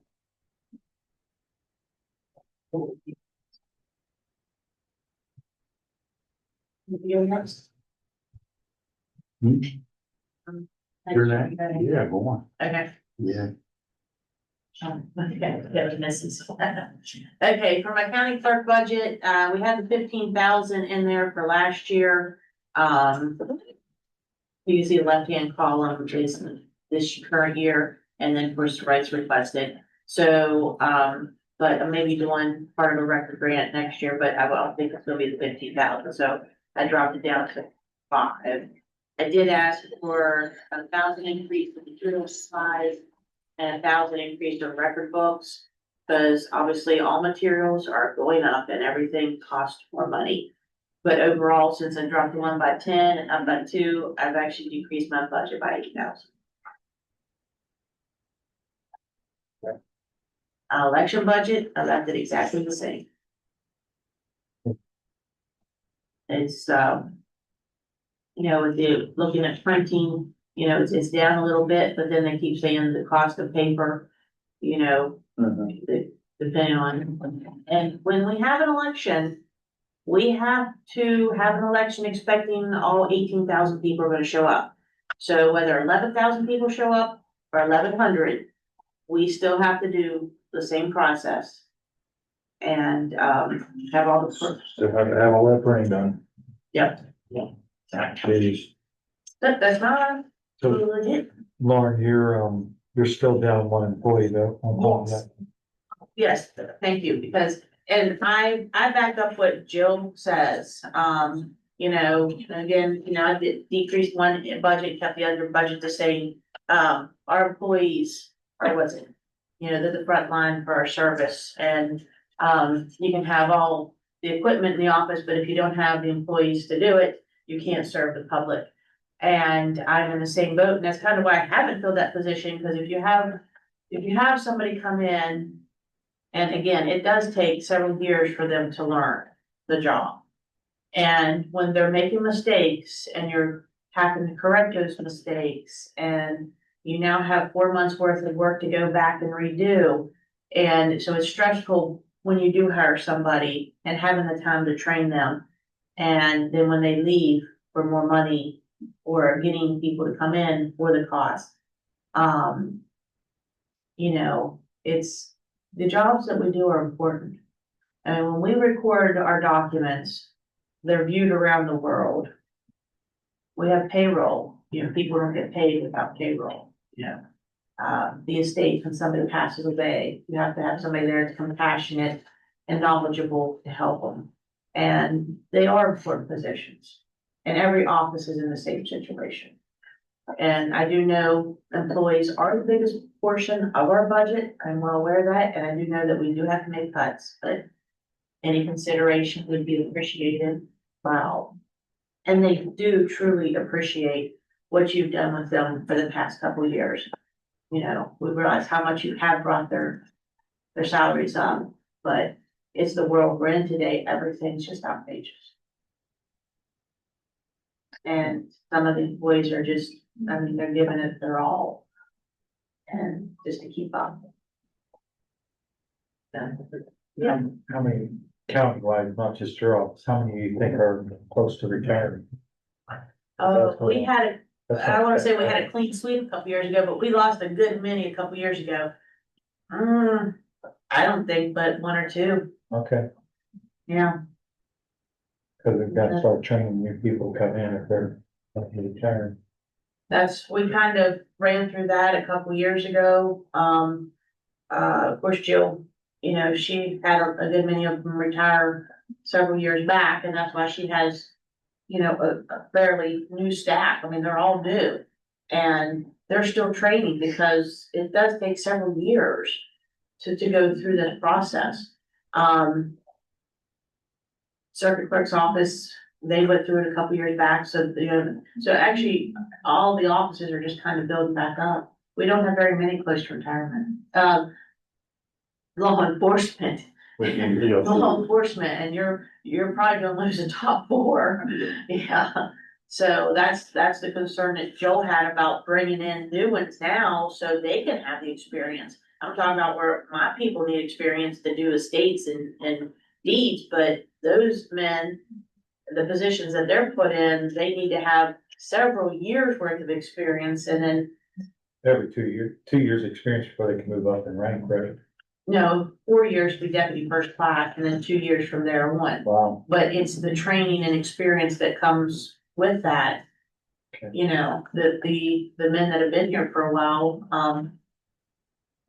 which today's JJ's birthday, so if you see, make sure you tell him happy birthday, but, you know, they've been here 22 years, so,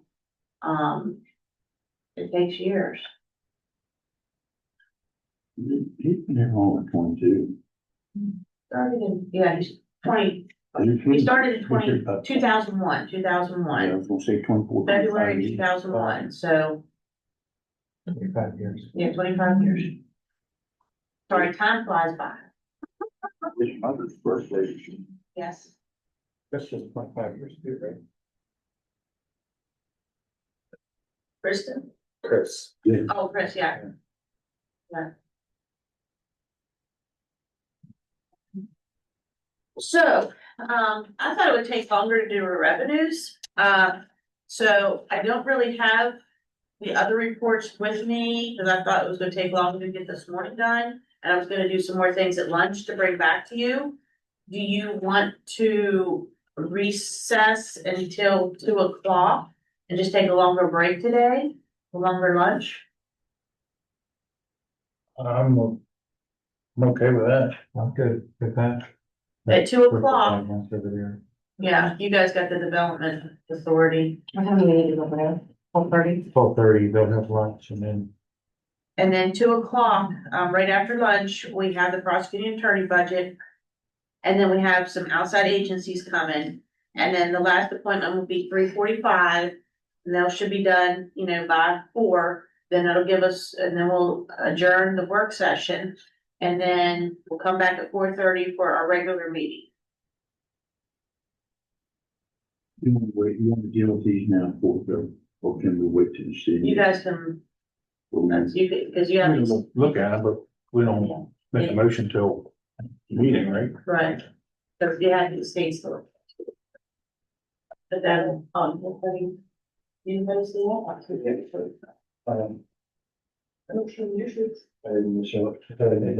that? But everybody saw all 3 sets of time sheets?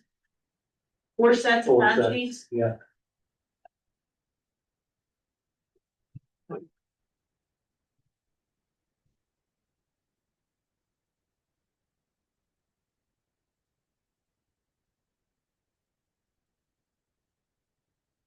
Now, on this, your election, we had several people sign up to run for office. When you take what it costs them and then what it costs their ballots, how much difference is that usually? I'm sorry, I didn't. Well, say if we got 40 people signed up, cost them just around about $500, that'd be $20,000. How much more do we have to add to that to get the ballot? Not much, because the size of the ballots are 14-inch ballots, and we'll have dead space on the ballot anyway. So, and then what they charge per name isn't that, and actually truthfully, all the executive committee members and Board of Ed only paid $25 to keep the file. Executive members only paid $5 or $10 to Is that file. what they pay? So we didn't take hardly any money in. And it's not a very big ballot this year.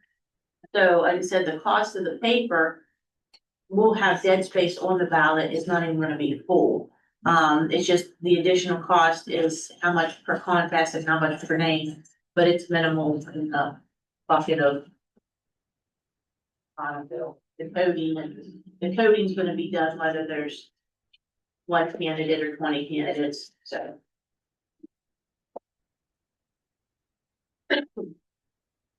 I am kind of concerned, talking about election, where I'm gonna do early voting. So I was over there one day looking around on Krista, and of course, they have that one room, it's kind of like a conference room, because I thought I was gonna have to use the courtroom for early voting, because they have nowhere else to do it. So I could use the courtroom for a couple of days, for the primary, and the general's gonna be smaller this year. But in 2030, what are we, 2028, a presidential election year, I'm gonna have to probably find somewhere else. But the little conference room might also work. And she said I could go ahead and put a lock on that door that she has her order books in. So we could put 2 different padlocks to have 2 different people have keys. We could put the ballots in there at night. Otherwise, we're gonna have to carry the ballots in the machine back and forth every night to lock them up over here. Then my concern was, I don't have a data line, because all the lines that are Supreme Court, can't touch Supreme Court data lines. But I'll do what we did in the shed, where we just used a hotspot to use the computer for early voting. So kind of working on that. Is gonna be a little confusing for the voters to come into the front door, come around all the stairways, down the hallway to get to one of those rooms, but. Yeah, that's gonna be any problem. Yeah. Cause we. Where all the voting machines are, there's no way to reorganize it to have it up there. No, because I need to keep the voting machines secure. So I have nowhere else to put the voting machines and keep them secure. Yes, Cody Pancake put them in his office. I'm just kidding. That's kidding. Yeah, because at first I thought we could do early voting with the machines in the room, but they take up half the room. They take up half the room. Just replacing the law enforcement building to do Again, we have to take all the ballots with us, so Yeah. we have to move all the ballots back. it. But now they got this evidence review, why is that? No, you can't put anything in the evidence room except what's allowable for, Oh, you they can't. have restrictions, yeah, they have restrictions. And then also, wherever I put my ballots, nobody else can have a key to it. So we put a new lock on that door with two locks. And then sometimes I buy a fresh lock to make sure that there's no other keys floating around out there. I'll buy a fresh lock, 2 different locks, 2 different people, so it takes 2 people, no one person can get in that room. Yeah, I knew that. Yeah. So there's a lot of, trying to figure all the details out, so. I'm running out of time. Like the setting rooms that they have on the first floor of your building, is that a possibility? Don't think they're quite big enough. Okay. I don't look for a very large turnout for this election. You know, you saw the candidates, but then you think, well, some of the federal and state races may continue to break in. But it's not gonna be a large number of voters this year. Not like our presidential elections. But then the Board of Ed and the executive committees and the judges are decided in the primary. And then they'll all come on for the general. And then whether we want to think about if we're going to consider doing an ambulance levy in the fall ballot, we'll have to move forward with that. What's the latest that we can? We'll be by July, August. But by August, they'll be printing. And that's the thing, I mean, when he mentioned that the other day, I said, they're gonna start printing ballots tomorrow. I sent them my ballot order, which I probably won't actually get my ballot because of the meetings today.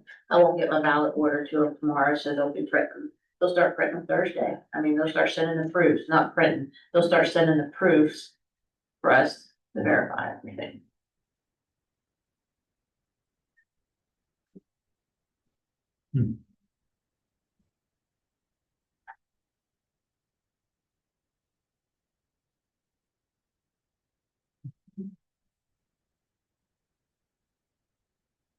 Guys want to, go ahead and recess until 2 o'clock then, or? I'm good. Make a motion, we go into recess until 2 o'clock. Can I just pause this? Yeah, just pause, I will pause it. Whatever you like. Like my podiums. There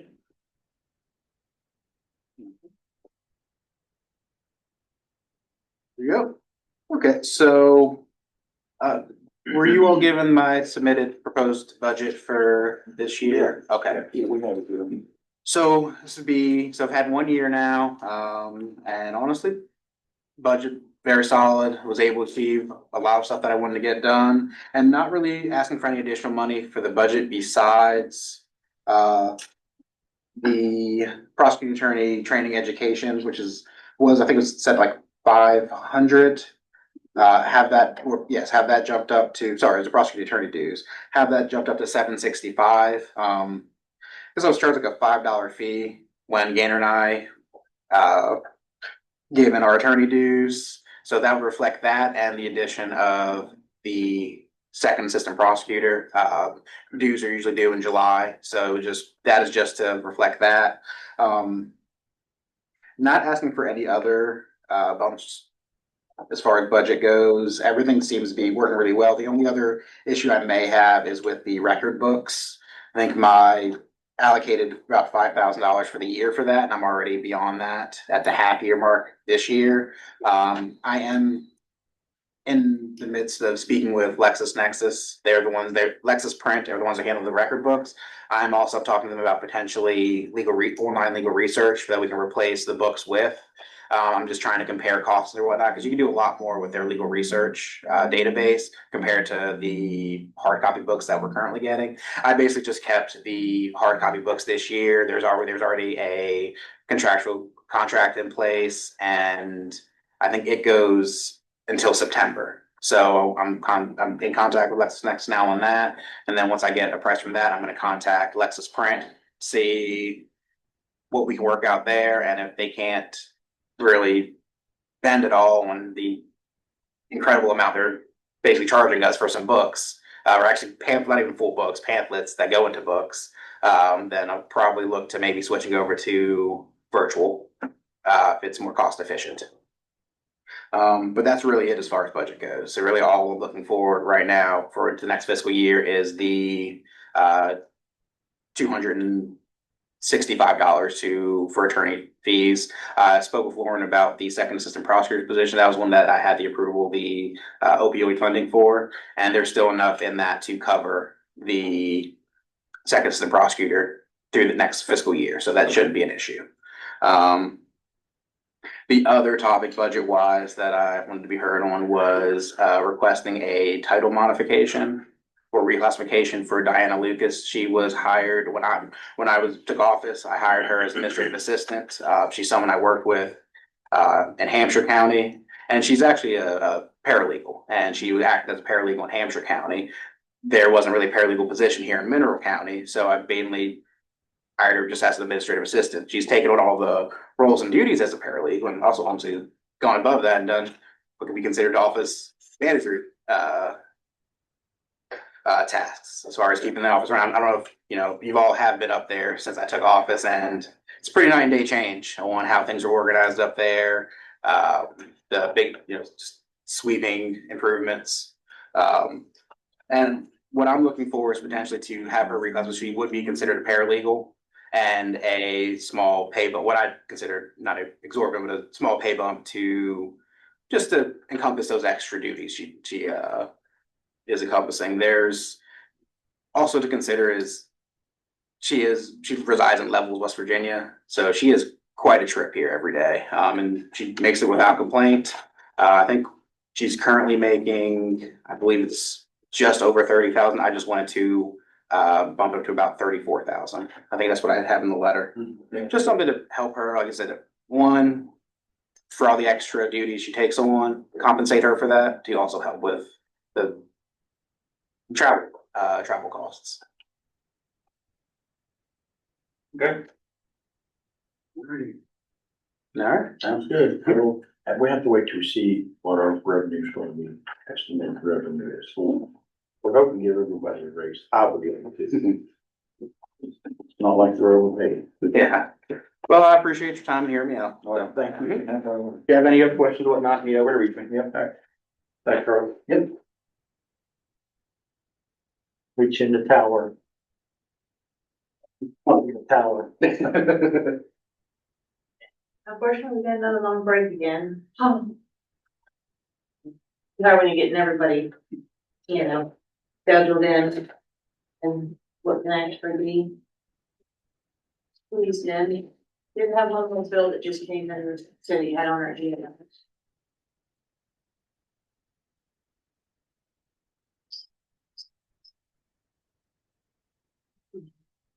Oh, we're all on this.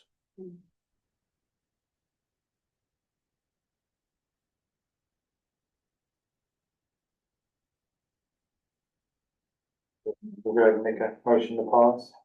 No, we got stuff I was gonna get out Okay. here. I'm sure we have stuff that, it is a work session, so I mean, there's still stuff we can talk about, but nothing that can be made a decision on. Or anything that shouldn't be in that you should discuss this evening as part of the agenda items when the public's here. So we'll just kind of, but I just finished the other minutes. I had to watch the couple, part of the video, make sure I had some of that, so give me time to read over the minutes, have the opportunity for that. And then, I don't know if you had an opportunity to read through.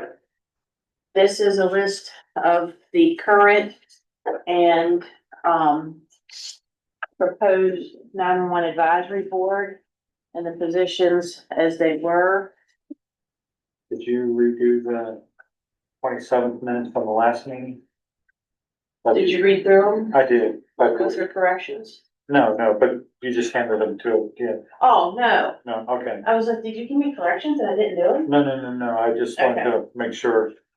And then I'll add Shipley's in and give you these. Shipley's. Agendas and stuff for today's meeting. Stats here.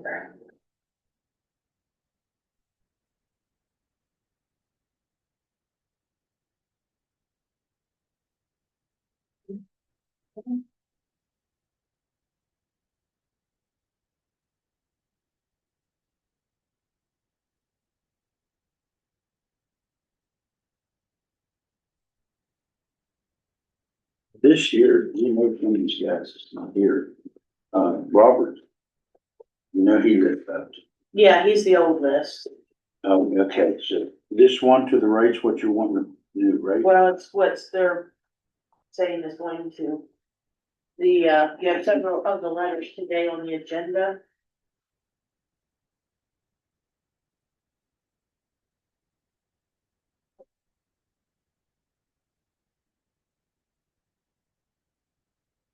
The Aging and Family Services, they decided they were just gonna submit their request, so it's in your packet for the agenda this evening.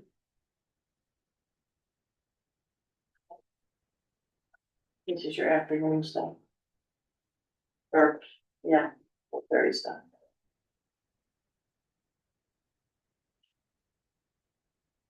Well, I thought it was gonna sound like we had so much time between meetings, but.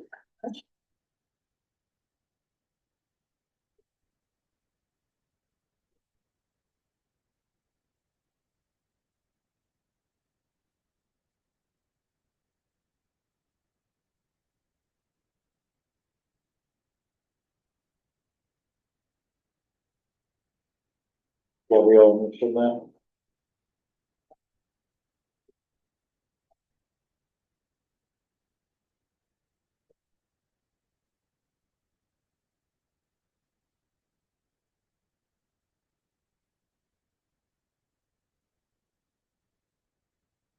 We don't have the minutes from February third, On the work sessions, on the website.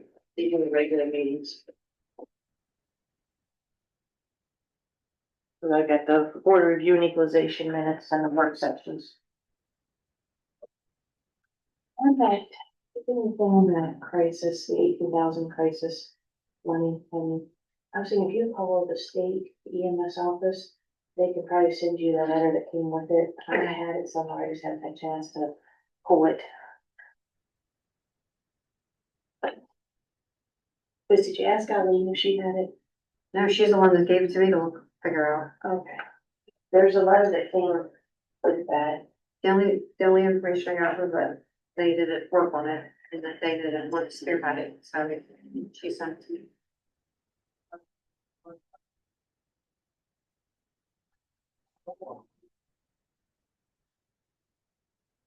Who's Tammy the one that does these? We just need to do ones, yeah. Yeah, oh, she has on her computer. Yeah, I do. Okay, well, I was just gonna ask her if there's not that thing. Yeah, because I can do that right now. We'll sit here. Okay, that way we can have one for the second.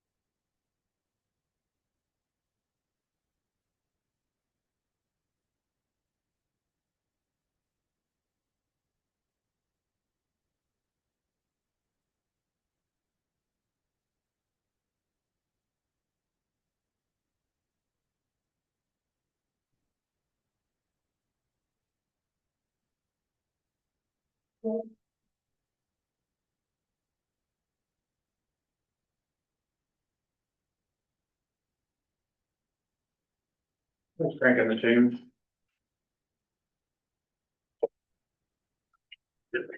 Usually it's the motorcycle. Usually it's the motorcycle. Yeah. It's usually from school. Yeah, I think I'm very interested, but I don't really. Especially it's not, I think, back when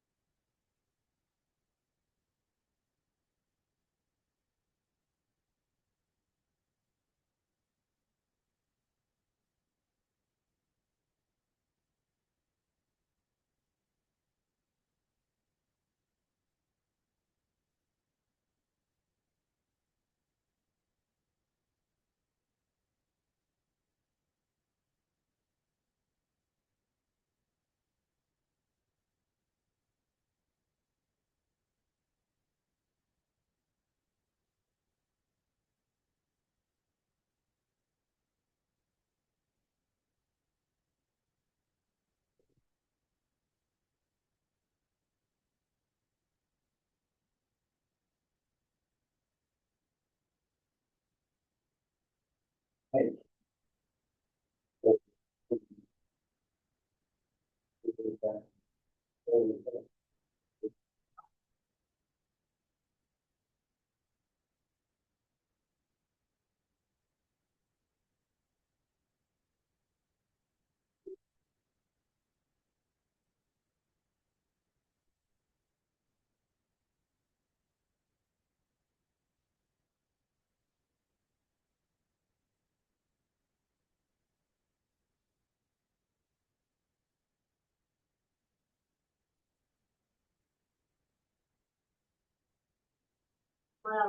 I didn't realize that Tommy was gonna be buried at Denver Memorial, or I would have tried to run up there to the graveside at least. When I came back, I saw the fire trucks, but I didn't know if they had been by or not. And then by the time I came around the courthouse and came up the steps, and then I said something to Cindy, I said, I thought she went to the funeral. She goes, oh my gosh, and I said, oh, and by then they had already gone by.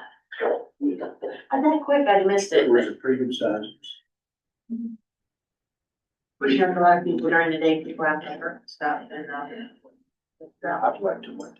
yeah, I never would have thought that I would have had time to go to that in between and the break. What time did they come back? Well, when I left here, I went straight down to the courthouse, and it wasn't, by the time I parked my car and walked upstairs, they had already gone by. I didn't realize.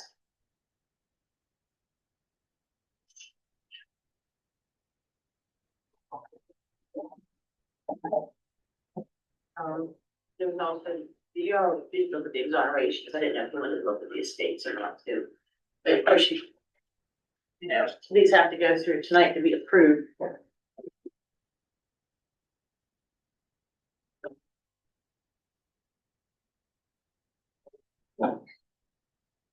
Yeah, I believe, they had some people come up and cover the office, so the officers, the court security, get them up.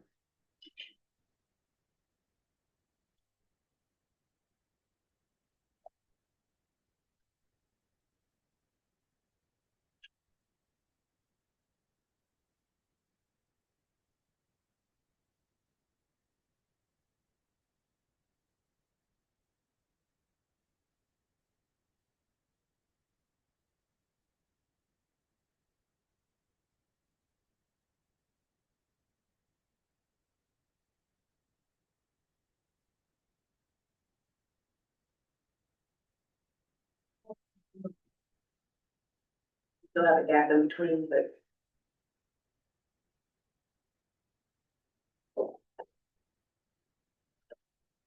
I'm saying if I could call them and move them around, it could come on down.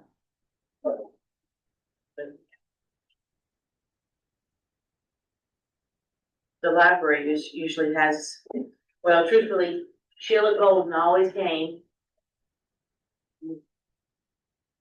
Well, she just passed away. It's me, I'm to make sure to speak with. We just sent individuals through to submit a document, you know, maybe that. Or something.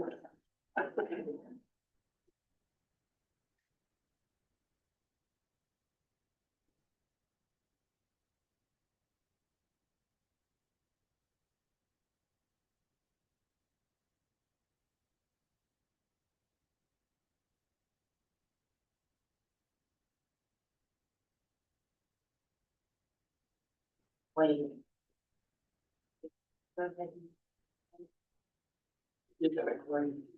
Yeah, clock some minutes. Actually, I do. I tried to find a minute there. Just thank the development authority for They trying to say repress things or what? them. They're there every meeting. Well, I had garlic at lunchtime, so Yeah. I'm okay. Even, I don't normally eat when I go there because it's pizza. And, this time Stephanie even ordered me a gluten-free pizza. I wasn't planning on eating at all. Was it just have a special crust on it then or? Yeah, well, it's just made without, just without any food in it. It's, Who said that, or? documents, no, but it comes with a warning because they make it in a, if it's celiac, just even in the presence of other flowers, you can be sick, get sick from it, so. But I'm not celiac.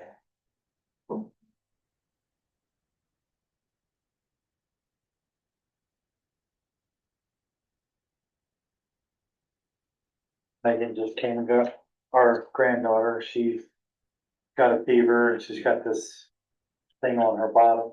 We were kind of worried about it yesterday, but woke up from her nap. Tracy called Megan and said, you need to come and get her, she's got a fever, and they went to Health Matters, and Health Matters says you gotta go to the ER, so. Do we wanna pause or just let it run for 40 minutes? Pause for wording. We need to make a motion to pause it, or no? Just that, as far as you take the news folder recording. Am I on the right one? Yeah.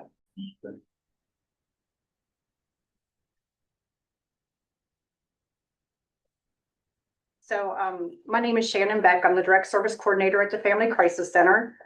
So the Family Crisis Center, we serve victims of domestic violence, stalking, human trafficking, dating violence, and sexual assault. The counties that we cover include Mineral, Hampshire, Hardy, Grant, and Pendleton counties, and our shelter is located in Mineral County. I do always like to tell people, a lot of people think that we are just a shelter for, or that we only serve women and children, but we also serve men as well. So we do cover men, women, and children. If men would happen to present in a domestic violence situation and need a place to stay, the only difference is we cannot put men in the shelter, so they are offered hotel stays and they receive the exact same services as anybody else that would be located in our shelter. We would just have to advocate for them out of a hotel stay. Services that we provide, but are not limited to, is we have a 24-hour hotline. So if somebody calls at 3 o'clock in the morning, they are going to speak to a live person. We have an on-call rotation, so they are able to speak to somebody at any time. We have information and referrals to other services. So of course we work with DHHR. If we have a child that comes in that's in a sexual assault situation, for example, we would collaborate with Sarah's House. So we do any of those resources that we need to partner with.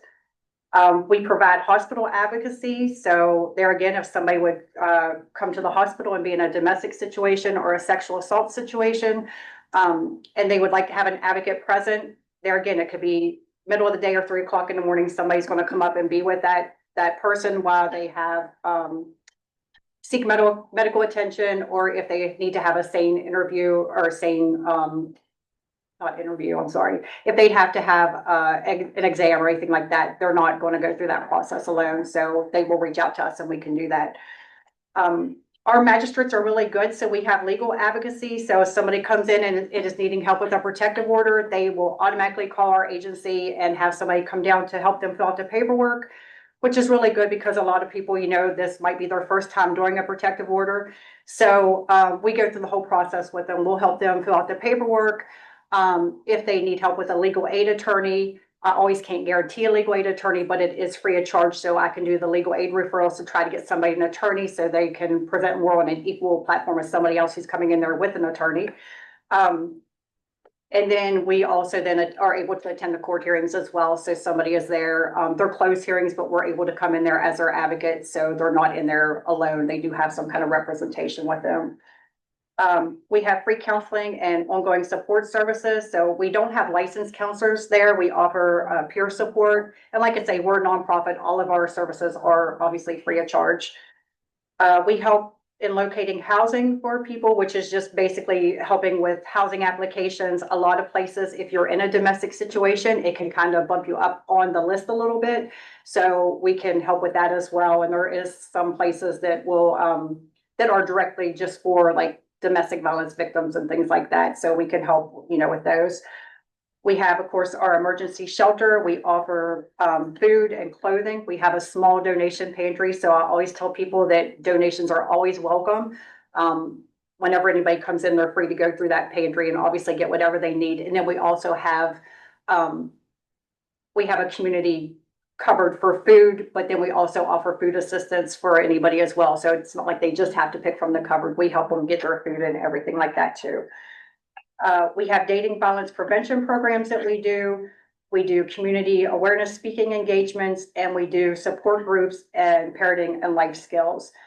Last year, we provided services to 478 clients, which is a lot. So normally we're running between 400 and 500 clients. Now, if I don't have it written here, but if we were going by shelter stays like per night, it would probably be over 1,000, because like if you have a family of 3 for one night, it's considered 3 shelter stays. So it's well over 1,000 shelter nights that we had last year as well. So we are definitely really, really busy. All of our counties are busy, but the fact that we are the main office, a lot of the clients from other counties are headed towards our way for shelter services and things like that. But I do have outreach offices in all of our counties. It's just that this one is the main office. What are you asking? I can't remember what it was last year. I believe it's 6,000, but it's either 5 or 6. I'm not sure. I don't have that figure. You, 400, what was it for? People that you. 478 clients.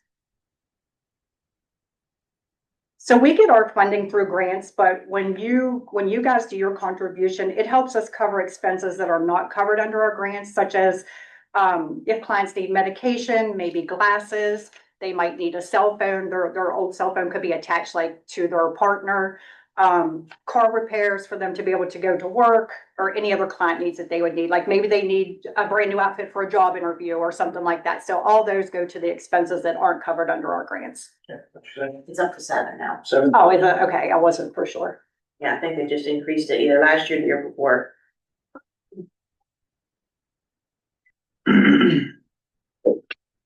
Okay, all right, Did you have any questions or? thank you. Okay, thank you guys. I appreciate it. This year we won't be able to just do a lump sum, Okay. but you'll have to be doing, turn in documentation before we receive your card. That's fine. Yep, that is fine. So I'll be with you, it's contact you regarding that. That was good. Thank you guys. I appreciate it. Thank you. Have a good day.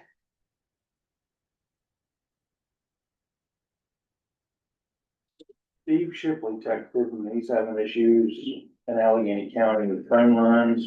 He's gonna try to get on Zoom, but he's not gonna be here in person. Oh, okay.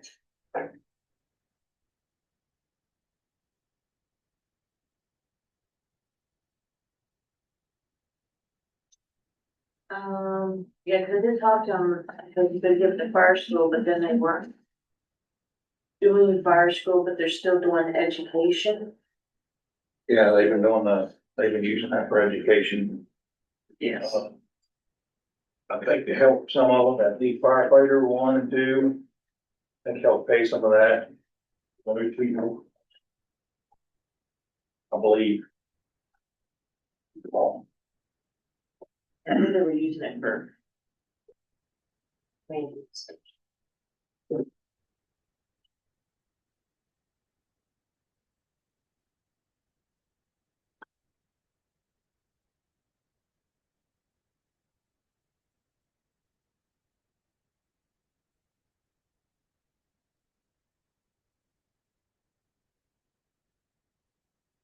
Oh, if you've got the link.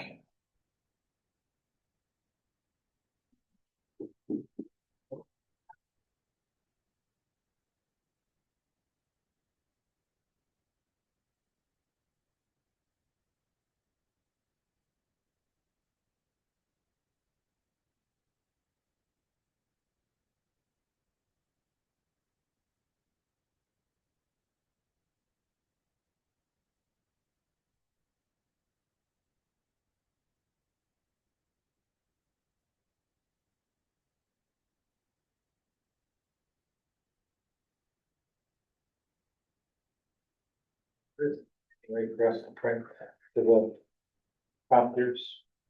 Yeah, You have we to can be find it. directly, or is it Wi-Fi? Okay.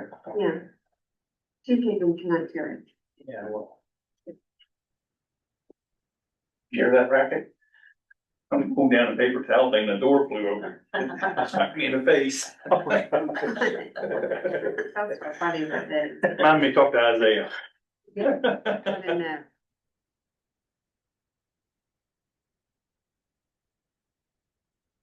Hey, Hey, on Bert. On my head. Very warm weather again now. Yeah, me too. So enough the mud froze, I guess, so. Yeah.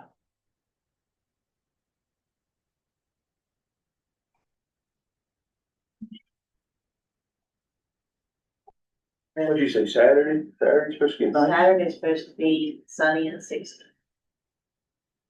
Sunday it'll be 14 degrees.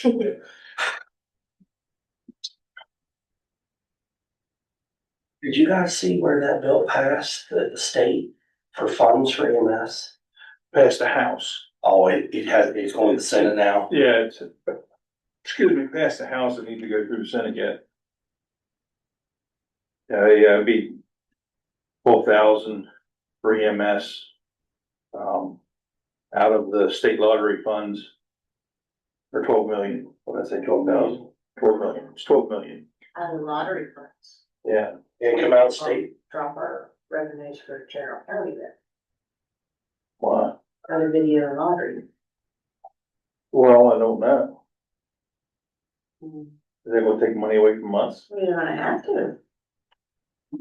Gotta take it from somewhere, gotta rob Peter to pay Paul. Or the lottery's getting it from somewhere else. I mean, or they're making more in the lottery and they're not telling us. That might be.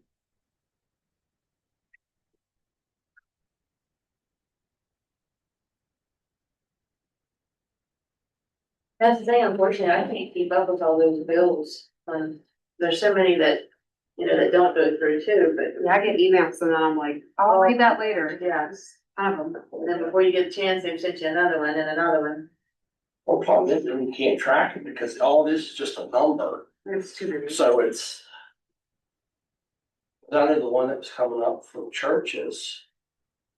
That if they pass, if the church leaves the denomination, then the denomination, doesn't have a right to the property.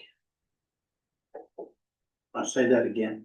So like when Sunnyside pulled out of the Brethren Conference and with the Covenant Brethren, we had to check with the conference because the Brethren, a lot of times they own the churches, even though they're built and paid for by the congregation. That was set in preference a long time ago. You could buy the church for $1. Well, it is for Brethren, but like Dueling and. Yeah, for marriage setup. Yeah. Fairview paid, I forget, they paid a small fortune, and Dueling, I think Dueling, they were gonna, the Methodists were gonna charge them like 40,000 or something. But that was set in preference a long time. I knew it was for the Brethren, cause they probably switched to Covenant too, didn't they? I thought they did. Yeah, you can buy the church for $1, it isn't the property. Well, they didn't even do that. They just, when we pulled out, they just let it go. So So, we paid the $1. It was legal.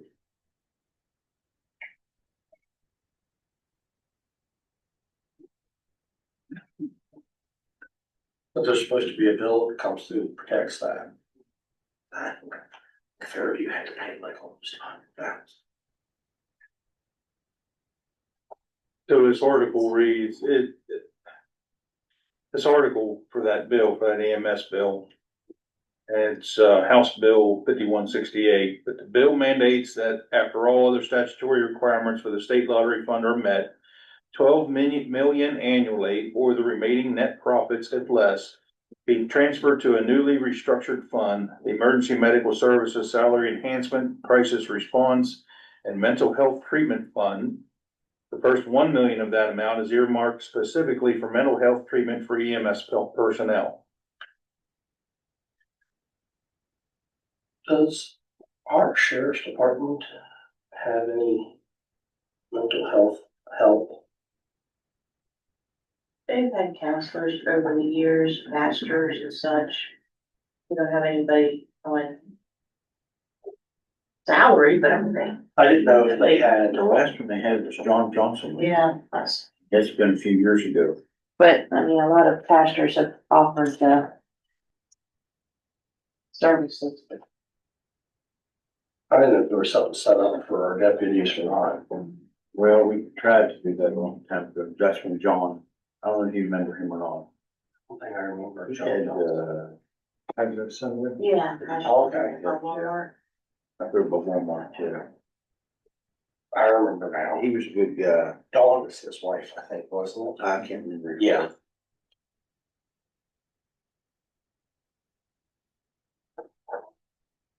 You guys had appointments, didn't you?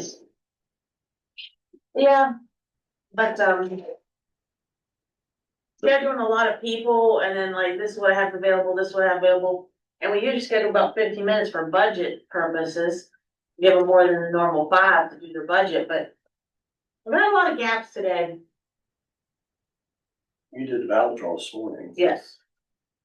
And we started this morning at 9 with ballot draw and budget meetings throughout the day and then. You do remember one? Did I get, am I the top name? It was a little touch and go there for a while. But we have 3 more appointments here this afternoon. And then we'll adjourn the work session. And then at 4:30, call the regular meeting to order. There's a bill that they're allowed in progress right now for your cell phone, for your tower space, allowing you to lease them out. Doesn't the county already do that? Yeah. Yeah, they do. But apparently it hasn't been, a lot of counties do it. There's a process that you have to get. Yeah, Do they have to do what, weight load tests and everything on them?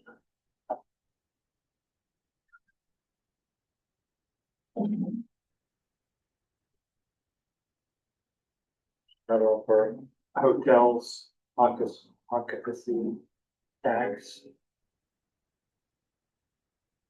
Having to do with all the online stuff.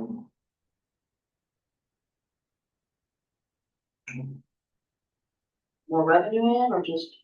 I don't, just how much here, I just. More accurate, record keeping. So it sounds like to allow more revenue to come in. More tracking, better tracking, I guess. Do you know if Shipley has the link for his? He was on here. Yes. I'll say my. Oh, there, he's up there now. There he is. I'm here. I guess everybody can hear me, right?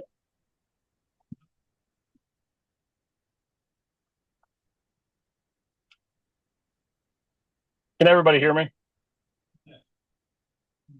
Okay.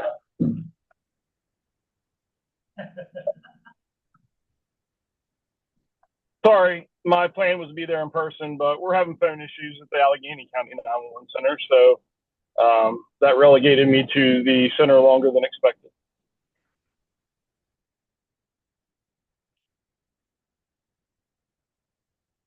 We're going to start. You're up, Steve. There you Okay. We're just coming forth for the money for the fire association. I know it's been in effect for several years. It's labeled as fire school. I would like to actually change that just to training, if we can change the name of it. We use that to offset classes in the county that people host that are outside the normal purview. I know originally we've had Capital Fire Training come in and we've helped offset that cost. We've offset food costs for different fire departments when they host training. I'm not requesting any increase. I'm just requesting that we maintain that same funding. That way we're able to continue to support those departments when they host training like that. There is talk about doing a modified fire school here in the future, but everybody's been busy. But we're doing it on a lesser scale, not the larger scale like we used to. So that's still a possibility. But like I said, what we use that for is the offset funding for classes. I know the one that we had at Ridgely was around $8,000 when we brought them in, and several Mineral County firefighters took advantage of that. So we were able to offset that cost. What do you normally get? I can't recall. 5,000. Is it 5,000? Yes, it's $5,000 a year. All right. and like I said, that allows us to continue to do those things and pay for food, pay for trainings, and do those type of things. So I was just, the kind of calling the money fire school is a little misleading. I would like to call it a training fund for the fire association, if we can just change that name. I don't know if that's possible or not. Yes, it's actually just listed on our end as fire department contribution. In parentheses, we just put fire school because that's what it was used for all those years, when it initially started. So I'll just change what I have in parentheses from fire school to training. It's just listed in ours as fire department contribution. Yeah, that's fine. Like I said, I'm not requesting us to get any more money. I know the budget's tight, and that's everywhere. So if we can do that, we can still try to maintain what we do to support the departments on that end with that money. Okay, we did find out from the auditor's office that we cannot just give out checks for just a blank check for a contribution, that will need some documentation. So a perfect example, you had that training originally for 8,000, so therefore you could present receipts for those such items. Would that be a problem for you to do? No, not at all. As long as I know that that money's there and we can factor that money in, and we just need to provide receipts, that's not an issue at all. Yeah, we received that information at a training in January, just last month, so we just wanna make sure we're informing everybody as we go through this budget process to know that that's gonna be expected this time. Okay, will the money still come to the fire association? We just need to provide receipts, or do the receipts need to come to you guys and then the money's gonna be dispersed?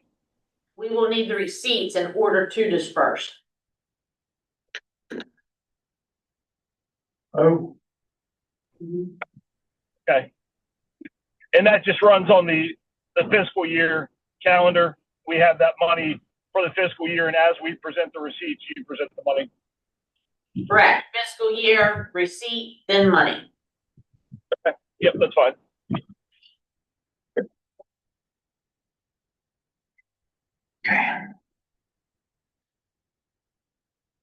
All right, that's it. Thank you. I appreciate your time. luck with the phones. Thanks, Steve. Thanks. Yeah.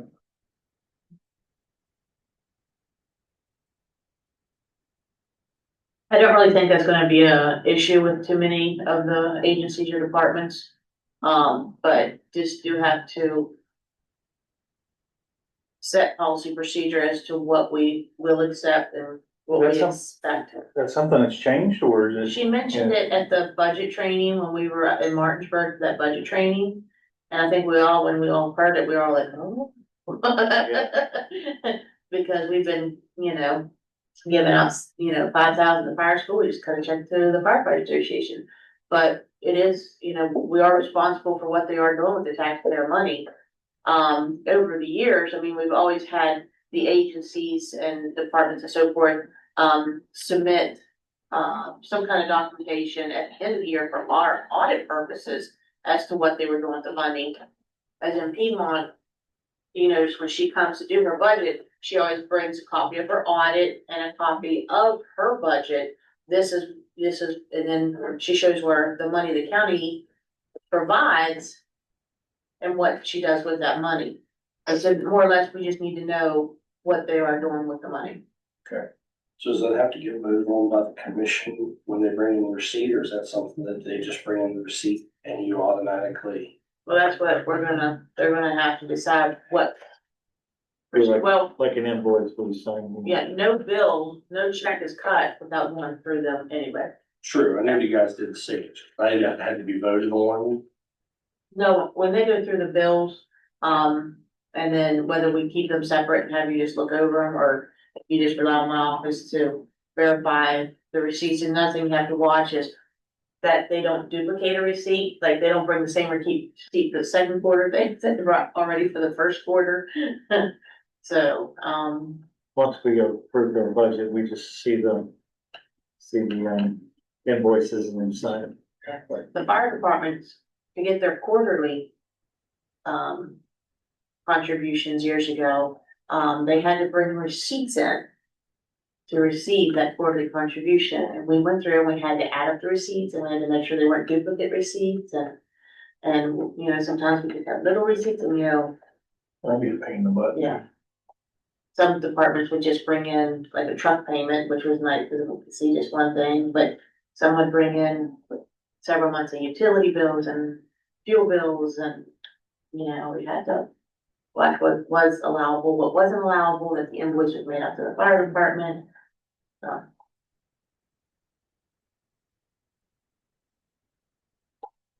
I'll have to start doing that with them again as well, to get their disbursement from the levy fund.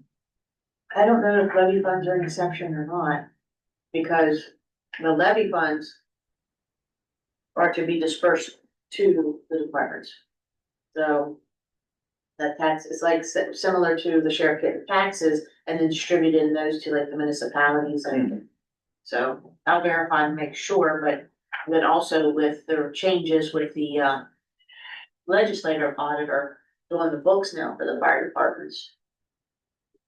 Plus, they don't have to have an audit done. Well, now they just go through the legislative audit. Yeah. And Candace, do you happen to know if those 3 or 4 fire departments had qualified yet with the state? Last. Let me see, we find the last correspondence that I have. They've not given me any more updates. I'll ask the, guess it's the person who's managing that. Give me 1 second here. Don't worry about that right now, you got. That's other things put on it. Okay, I'd like to know myself because since several years. Yeah. Joe, did your company bills come? For special ops? Yeah. Yeah, I just. J-Bo, If you want, come on up and present your. J-Bo? He's, You're signed up on the thing. Well, he's also representing, special ops, so, Well, we're not signing yet. No, the meeting, yeah. Work session. For the work session. If you want to sign in, it's up to you. Since she asked and brought it up, I think we probably should. yeah, Then I have referenced in that.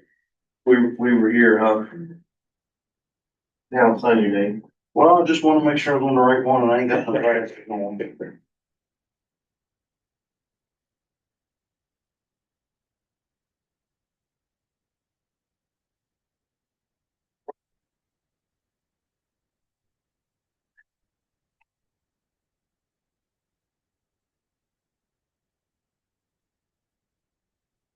Be like a crowded house. It's at 4:30, yeah. How do we do it? Not Yeah. commission. No, you're an hour early.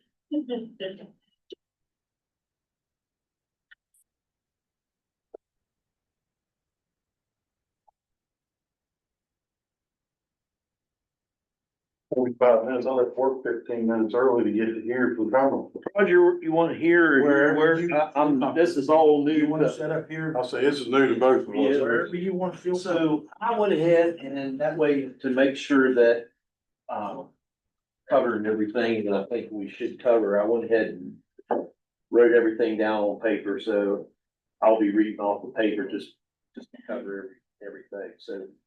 First of all, I want to just, say thank you for the opportunity to speak on behalf of Special Operations.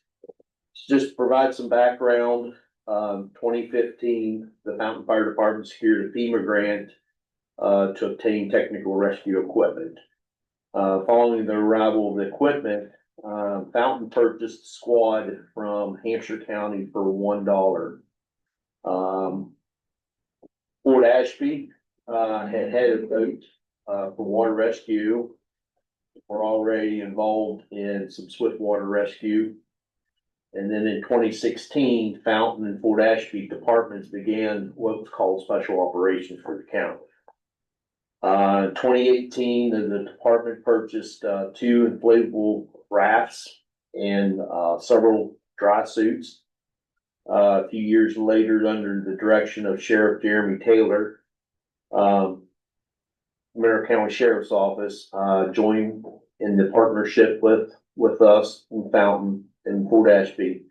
And they purchased some water rescue equipment, PPE for their members. The water rescue boat that is in Fountain was a joint purchase between the Sheriff's Office, Fountain Fire Department, and the Mineral County Commission. In December 2019, the Fountain Fire Company was awarded a FEMA grant that allowed us to replace the original squad with the one we have now. Special ops comprised of personnel who has specialized training beyond required standard fire certification. This includes hazardous materials, confined space, high angle rescue, swift water rescue, and heavy extrication. Jeremy Taylor initially approached the commission to request assistance with supporting this team. Each year you all have graciously provided us with funding that has been used to purchase level weight suits, monitoring equipment for hazmat, swift water PPE, and other critical supplies. In addition, we have successfully applied for the windmill grant multiple times, which has also helped us replace aging equipment and expand our high angle rescue capabilities. However, due to the rising costs and more importantly, the loss of valuable manpower, Fountain Volunteer Fire Department can no longer shoulder the responsibility of special ops alone. After some misinformation circulated in the summer of 2025, we informed a countywide committee and invited all fire chiefs to participate. Several departments sent representatives to the initial meeting, and we have continued to meet regularly. Fountain, Fort Ashby, and Kaiser have consistently participated with also representation from New Creek. The committee agrees that special ops is a vital county-wide resource and should be expanded responsibly. EMS services in our county have grown tremendously, and I fully support that progress. There was an incident where EMS was rightfully praised for their outstanding work. However, it's important to remember that this was a collaborative effort. Special ops freed the patient so EMS could provide care. Both teams performed exceptionally and deserve recognition. Both also require specialized training and equipment to continue meeting the demands of the modern emergency response. As a committee, our beginning plan is to utilize the 3 squads in the county, which are located in Fort Ashby, Fountain, and Kaiser. Our goal is to bring all 3 to a minimum standard for each type of technical rescue. That way, when a call occurs, the 2 closest squads can respond.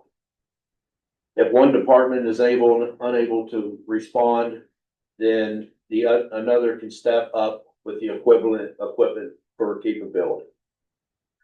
We are aware that there has been concerns voiced about allocating additional funding to special ops, and not every fire department, however, allocating additional funding to special ops and not every fire department. However, this is a specialized team that requires training, equipment, and experience beyond standard fire service requirements. Every department was invited to participate in this effort.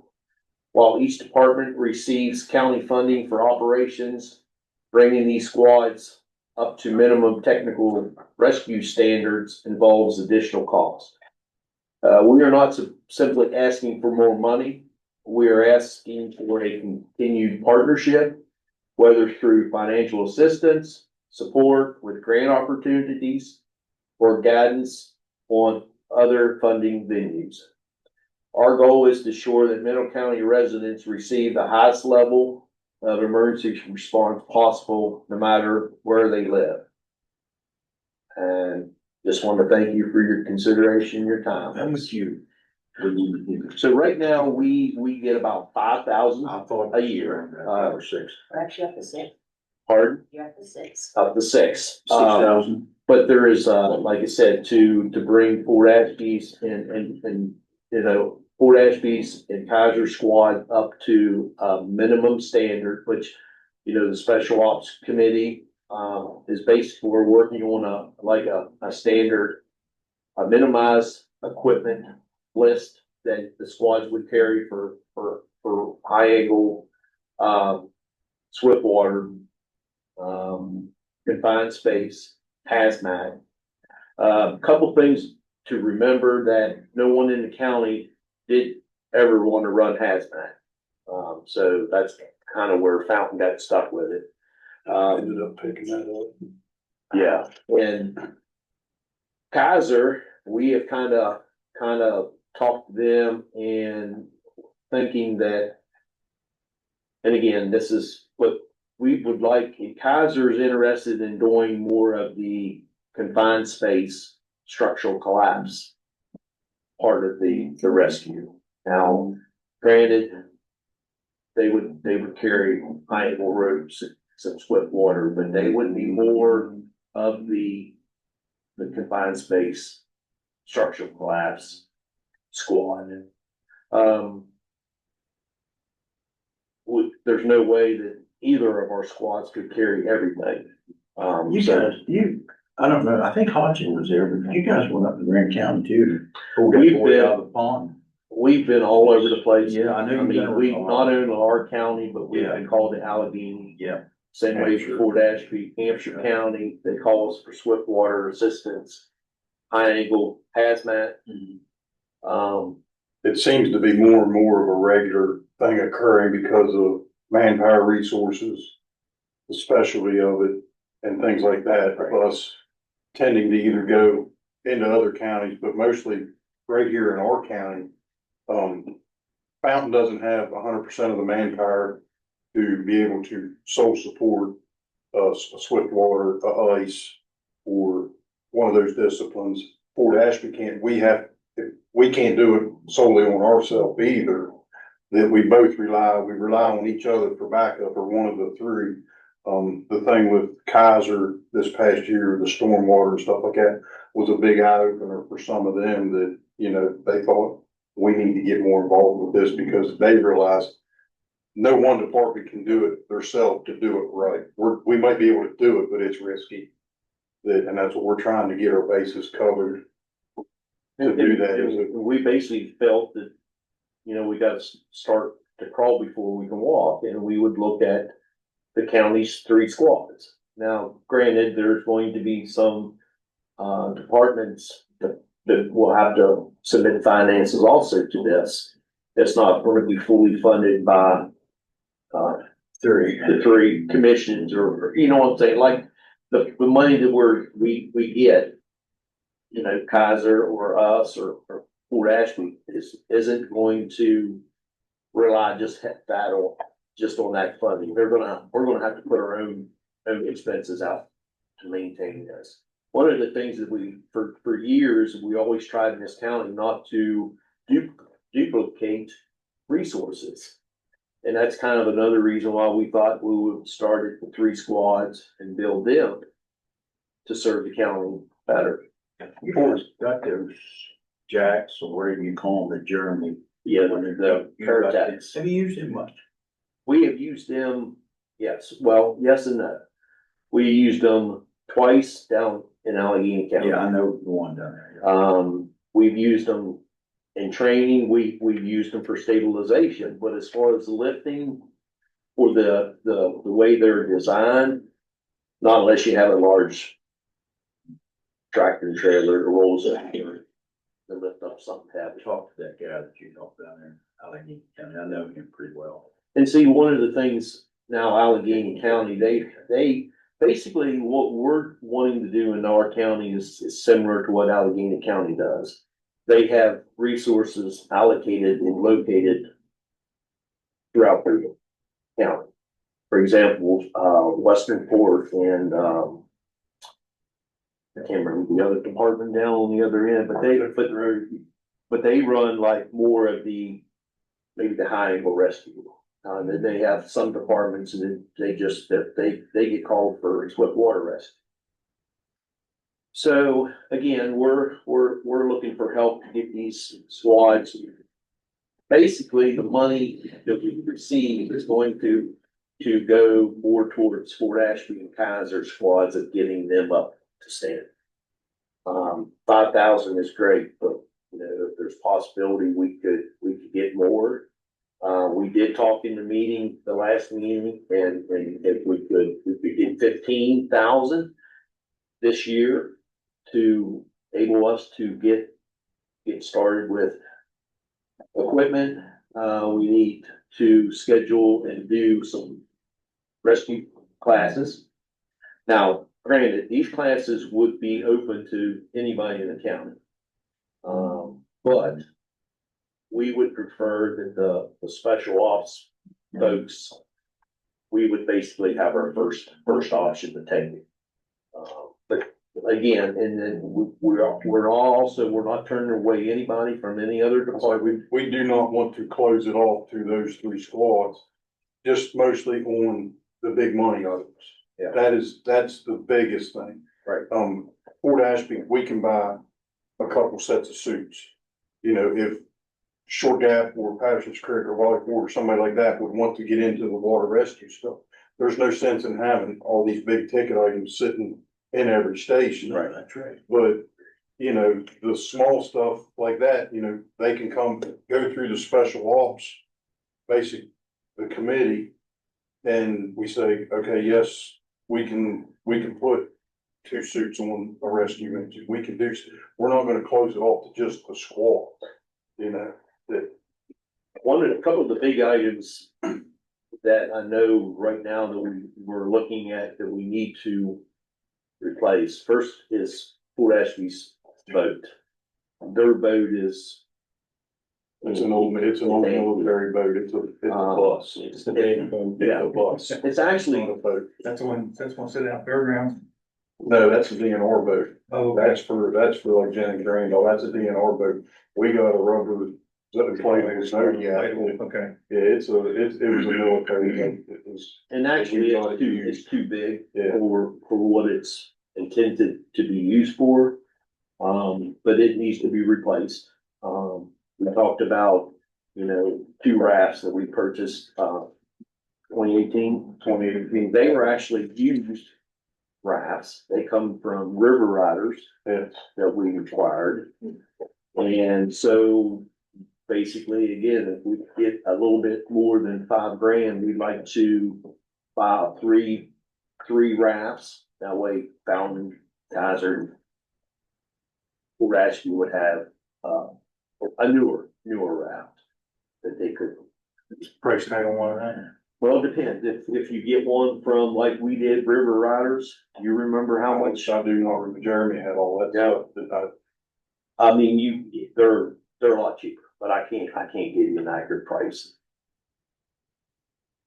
Yeah, well, you guys do good. I know some of the things you've done. Yeah, well, we tried. Like I said, we're trying to move, the special office forward within the county. Yeah, I know. It needs to be done, especially after last spring. Yes. But that there should have been now. Oh, yeah. Well, the thing is, like, for example, we come into Kaiser. What happened to, New Creek? It come out of its banks. Now, if we're in Kaiser, we can't go back across the mountain. And now Fort Ashby and Short Gap, and Wally Ford, they're sitting down there, and obviously they're getting something. So we just want to, that's protocol. And then you understand, it's not going to be like that. There's going to be a few people that kind of gets their feathers ruffled, but again, we've seen it before. If you make everybody happy, would you do me one favor? I'll show you, and try to tell you how it is. Yeah, That's right, Tom. just, we're trying to do the right thing. I say our biggest thing is, that's what we've been having, more open meetings. Paul, it's just Jeremy, we talked to a couple of us, and, you know, and that's what, it's too much for any of us to handle. We actually started, is it group me? Yeah, it's a group meeting, everybody, we invited everybody. I think there's 20 people that's on there and we, that's what we do. We send out messages about special ops as far as like we're having a meeting, such and such date. We put it out that Jason was coming to the next meeting and reminding everybody. So, you know, we try to be transparent and Transparent and more, maybe more organized. Yeah, On the exactly. upfront Yeah. as far as how That's we're good. going about things. you know, cause we talked to Jason, cause, you know, when we had our meeting before last, we got to talk and it was like, you know, suggestion of getting the commissioner to come to the meeting and we were all talking and somebody made a comment that he thought, Jason was, but anyway, come to find out it was Dutch that was the representative more for the fire and the EMS. I think I said that. I thought you was our new liaison. Yeah. Back to the He's commission. in, that's his fire. Okay. So anyway, that's why we reached out to, Jason. Jason come and we talked and we basically, and again, there's nothing to hide, you know, we talked about what we could do as a special ops group to be heard and have a vote. We didn't want to do all this legwork and then not go anywhere. You know, we talked about charters. You were there that night, you know, could we get, I know there was an old charter in this county years ago that was Mensar, Mineral County Search and Rescue. With Rainey Henderson and, Norm Lonnie and all them folks. You know, yes, we talked about, you know, we could, and again, we're not, this is out for everybody, so. Yeah, this is good. Like you guys go in that direction. Like I spoke to you last year, what can we do to improve it? How can we move forward and make this better? We also want to present it the April 9th again, at the Fire Association. April 9th, we're gonna go to the Fire Association again and just basically say this is what our goal is as special ops. And basically, you know, again, it's just, anybody got any issues with it? And again, our meetings will be,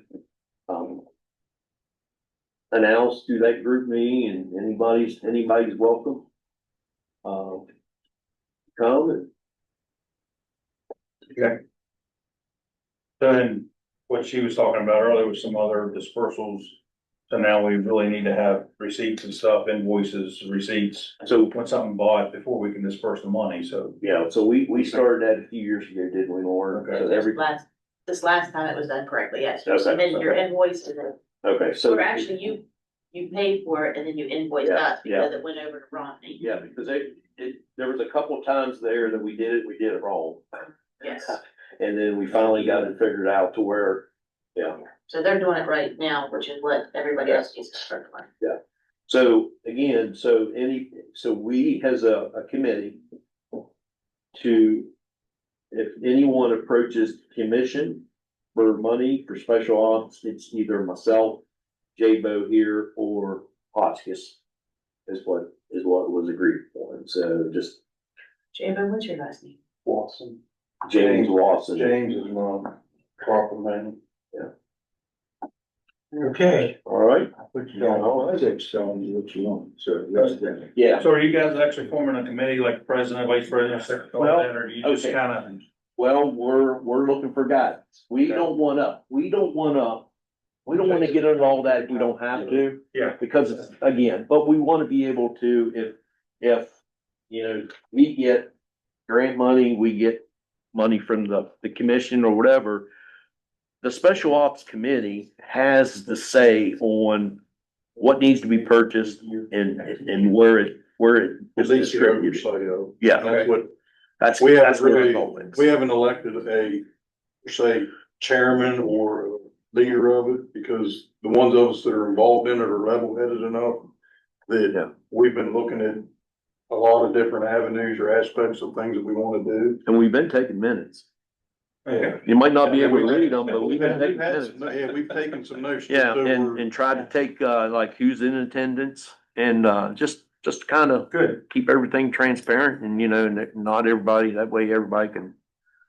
So, Too, they, we just, or I don't think it's been done yet, but the survey about the hazardous materials that go through the county, I wonder if there's some grants through that.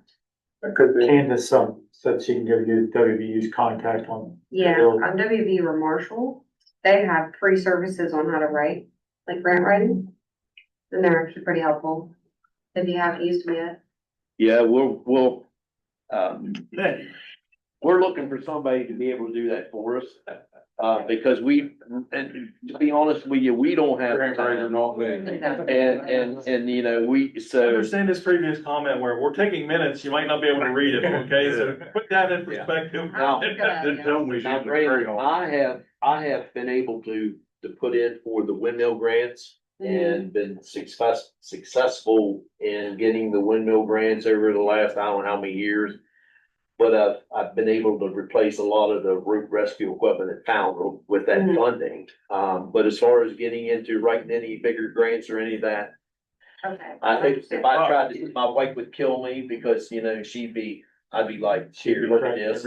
Yeah. Yeah. Once you get the federal grants, it's a whole. it's a Yeah, whole different and we just kind of thought that maybe the county had a person that wrote grants all the time and thought, well, that they would know where to look at for. It will be, but she's just. Well, It's only that's been what up there for- I told you that the other night. I'm not even to that. Yeah, right. But I know there's grants through, Homeland Security, which JJ is more familiar with that through LAPC and, Sandy Green. Yeah. And you guys are chasing a couple of grant through the state to replace cargo trailers. Yeah, and I think if I'm correct, Fountain's put in for one, for hazardous materials, and I think, if I'm not correct, I've heard, and don't hold me to this, that Kaiser was looking for a trailer of some sort so they could start, you know, the confined space structural collapse, because you're talking about carrying wood supplies and just, you know, so. It's in the works also. Yeah. Through the state, because I've been helping some of them have reached out, so I've had help there. So. But yeah, so if there's a grant or something you guys know about that you need help with, just reach out to us, we'll try to help something. Yeah. I'll have my wife look at it. I'm just kidding. Well, that's my secretary if it went for the white, so. I'm just kidding. Yeah, okay, well, thank you guys for your time. Thanks.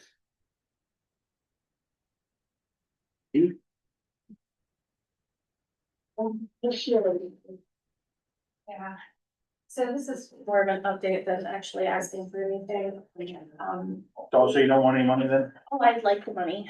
I appreciate the Shoot, like a $700. new library. Like you depend on that money. Yes, A new library. yes, there is an update.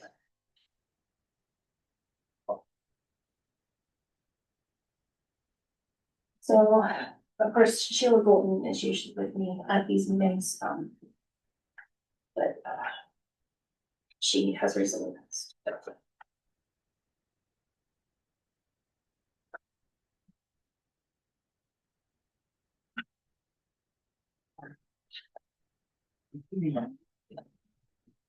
So, as you know, our ceiling collapsed back in June. We were able to work out of the temporary office provided by Mark Del Signor. And then back in the late fall, we signed a rental agreement with Jason Hale to use the buildings between the Developmental Authority and Res Care. We're hoping that is a long-term temporary place. It's much bigger than the space that we have at the old library, so we've been able to, within December and January, we were able to move our entire collection over before the snow really got started. So we're waiting on insurance to be confirmed that it's transferred. We're working with Frontier to get our equipment back to the moved, and then we gotta get OT and cable our computers and servers and our network. Once that's all complete, we should be able to let patrons in. After the full time, where they can actually come in, we can get started with programming and actually get back to the community. It's been a long process. Since all the trouble with Sheila started, and then of course my dad passed as well last year. We haven't had a committee meeting for the new library in probably about 3 months. But I am working with Region 8 on getting our grants moving again, and then once we can pull soft costs, we should be able to hire an architect before the fiscal year's over. Okay. You still looking at building up next to the bowling alley? Yes. I honestly think that we take a little bit too much time in looking for other places. I know Kaiser's kind of shifting that way as it's a valley. So we decided to just go ahead with the land that we have and the process. We'll be looking for a new board member. We're still searching to hire for a branch manager for Arlington Library. And we appreciated the small increase that you gave us from the 55.3 to 56. That was very helpful. We were a little short of our match last fiscal year, mainly because I was out so much being in hospitals with my father. So we'll be sending out donor letters to ask for donations from businesses, because actually we had several years ago. We haven't had to do it in the last 2 years, which I'm happy to say are really helpful. Okay. Okay, thank you. But when you're short on the match, I mean, if you were short 9,000, how much did they end up?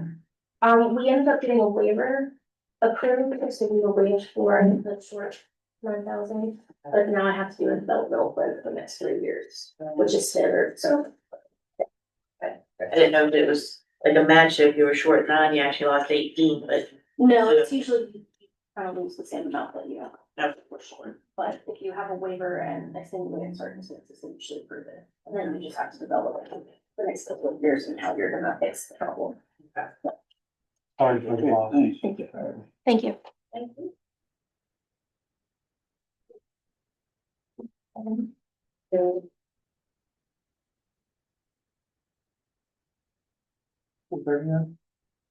I think that's it for our work session. We're gonna.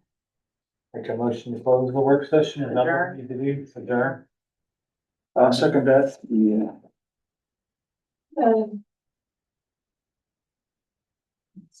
We need to stop the recording. Yeah. Oh, yeah. Do we want to start fresh for the? Yes. this meeting? I can't see. We're going to stop this one and start fresh for the commission meeting. Okay. You see it right there? Yes.